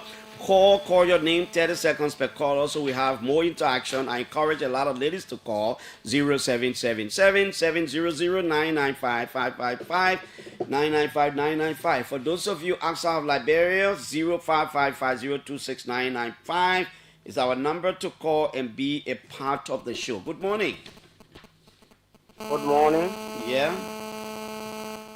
Maurice Matales, man, calling from Cinco Sixth Street, student of UL. Matale, let's hear you, man.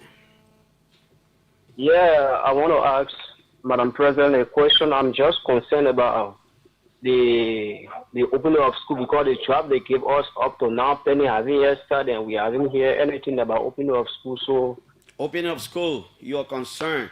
Let's hear you here. Good morning. Good morning, my dear brother. How are you doing? I'm good. My name is Amara M. Fufana. Mm-hmm. Let me say good morning to Madam President and thank you for resilience and fortitude, including your tenacity to revamp the University of Liberia. Madam President, I have one recommendation to you, Madam President, and it could be your question. You have experienced international best practices. Madam President, somebody graduating from the undergraduate program at the University of Liberia, wanting to get a master or a law school at the same university, does that require additional interest, Madam President? Thank you. In line with international best practices. Thank you. Let me take a call from Accra, Liberia. Hello? Good morning. You're live. Hello? Oh, my word. You're not answering, so I gotta let you go. Good morning. Morning. Yeah? Hey, we are good. I'm good. This is not for local call, man. This is WhatsApp call. Go ahead. hello, you getting me? Yeah, I'm getting you now. Go ahead.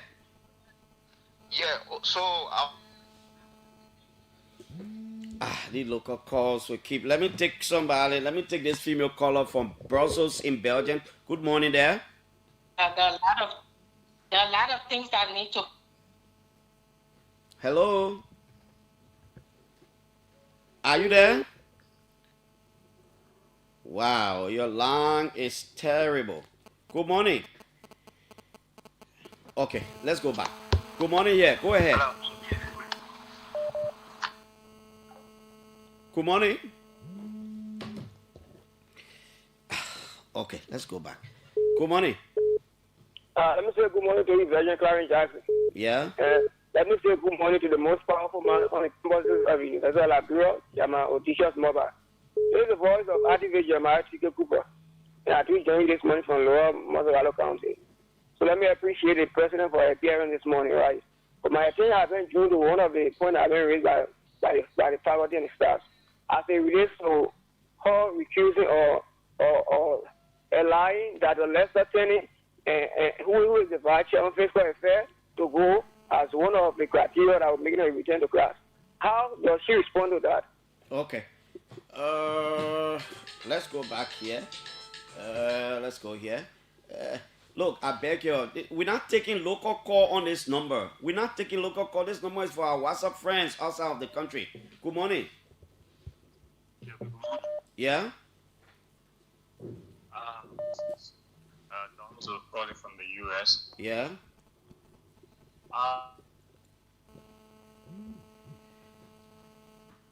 Good work at the University of Liberia. I know the problems of Liberia and the university have a compound complex. Given the fact that those problems, most of them were there before she came to the university, how can she, transform with the broken system? Okay. How can she transform the university?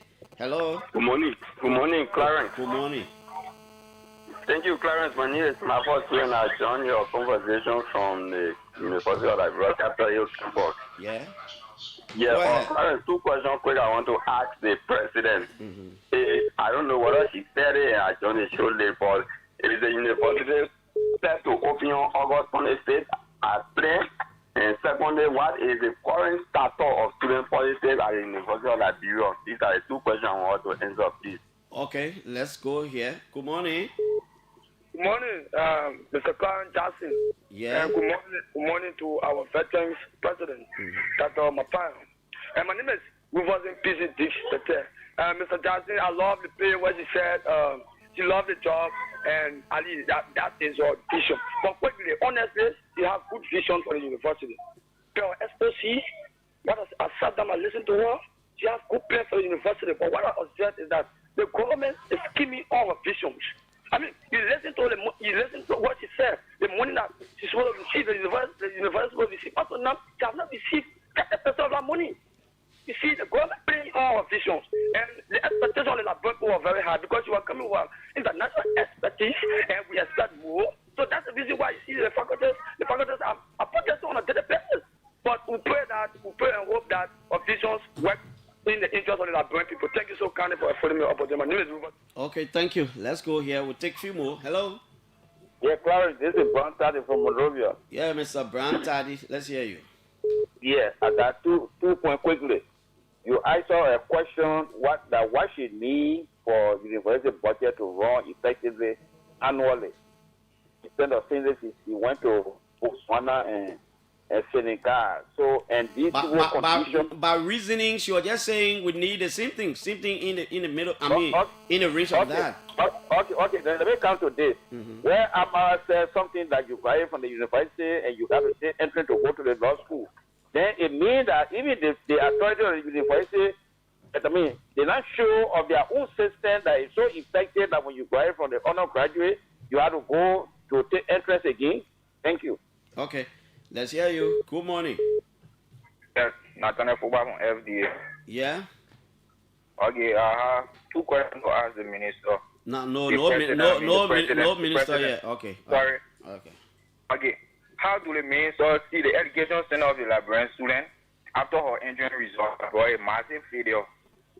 And again, I see pure corruption at the UL. How could the UL be accepting students of 50,000 in the poor entrance 11,000 plus? So the real screening us. I don't know. I don't understand that one. But I think this call is from Rwanda or somewhere around. Final caller. That will need to respond to your concerns. Good morning. Are you there? Good morning, Clarence. Yeah? This is who?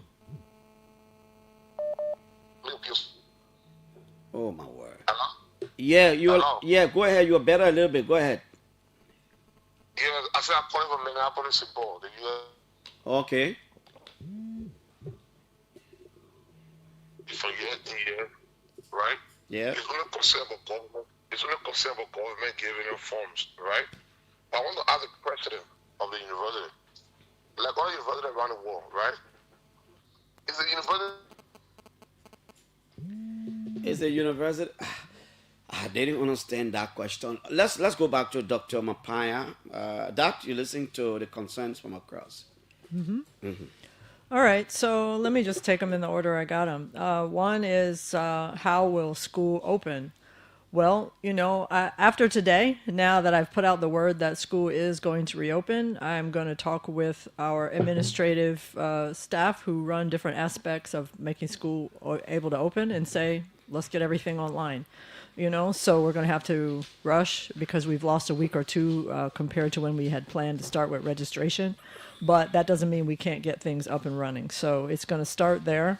We're going to assess, what the courses are that we need, whether we need to get some adjuncts, et cetera, and, get it going. In terms of whether a couple callers addressed this for our entrance exam for the master's programs and graduate school programs, do people need to take entrance a second time? I'm a believer that they do, and I'll tell you why. The skill sets that are needed for graduate and professional school are different than the skill sets that are needed for undergraduate school, just like the skill sets that are needed for undergrad are different than high school. And so you need the opportunity to assess students newly for that level of work. Students may have grades for a variety of reasons, and they may have had different teachers and so on. So you really want the opportunity to assess people anew. Again, that's a normal practice all over the world. And so I think people's biggest concern with it is more about the fee. I don't know, maybe it's about the test, but more people who have talked to me about it are concerned about the fee. They want the cost savings.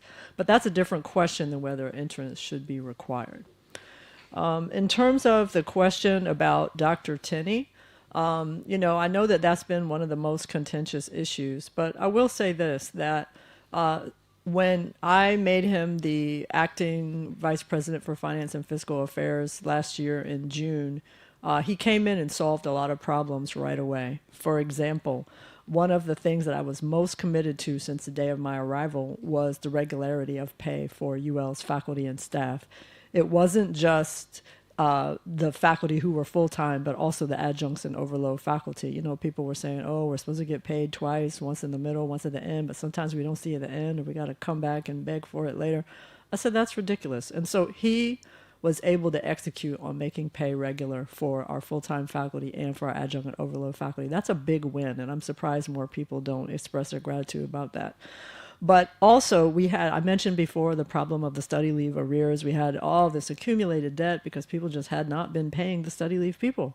He came in and he cleaned it up. All those people got big checks last year's fall because we took time out of the money to actually pay the people, and I could go on. I don't want to spend the entire time on that, but you see, he's working for what we need at UL. And so when we had the opportunity to, we did a search and we had an opportunity to have him apply. The position is now called Chief Information Officer and Vice President of Finance. He applied. He came out the strongest candidate. So, I understand that many people may have concerns about him for political reasons, but let's separate that from the reasons of him doing his job, which he does with excellence. In terms of how I can transform the University of Liberia, particularly given its many longstanding challenges. I mean, that is the challenge of any president. You go into a university, you look for what you make better, you marshal every resource from the entirety of your career before that day to make it happen. UL is no exception. I came here knowing what UL was like because I had been here many times before. My own husband is an alumnus of UL. I had had a Fulbright here before. I had done my USAID project here. I had had engagements with faculty here. So I knew the institution relatively. And so I knew what I was getting into, and I welcomed the opportunity to work here, and I still do. There's no challenge too great in my mind. In terms of opening, I couldn't completely understand. There were two questions that caller asked. One was about, are we opening August 25th? My answer is yes. The other, they asked about the status of something, but I couldn't tell what the status they were requesting. So if anybody else heard that, you could. Dr. Mapaya, I'd like to say thank you so much for coming. Anything finally you want to say before we let you go? Yes, I just want to say, first of all, to the faculty and staff, even though we seem like we're at loggerheads, I see you and I hear you and I respect you and I love you. However, we must get back to school. We cannot fail our students and we cannot fail this society. Students can't continue to wait on their educations. We had a good thing going. Let's keep it going. Let's stay in dialogue to work out our issues and take it from there. So my door is open. Well, she's president of the Dr. Mapaya. Thank you so much. I hope we can have the chance in the future to have more of these conversations. I hope for the same thing. Thank you very much. Thank you. Dr. Lillian Mapaya, she's president of the University of Liberia. She's been here talking university matters. Thanks to all of you for calling our callers from outside the country. You had some real challenging time with the network and interferences from local callers. But it's okay. Okay, tomorrow 9 o'clock, NIMA Superintendent Miampe Gondo will be here. We'll talk about NIMBA and other issues. Thanks to all of you. Thanks to Blessing Rejoice Nameland. Thanks to all of you for always being a part. My name is Piso. Coming up next is Liberia at 10 with Maurice Waleti. Good morning. Bye-bye.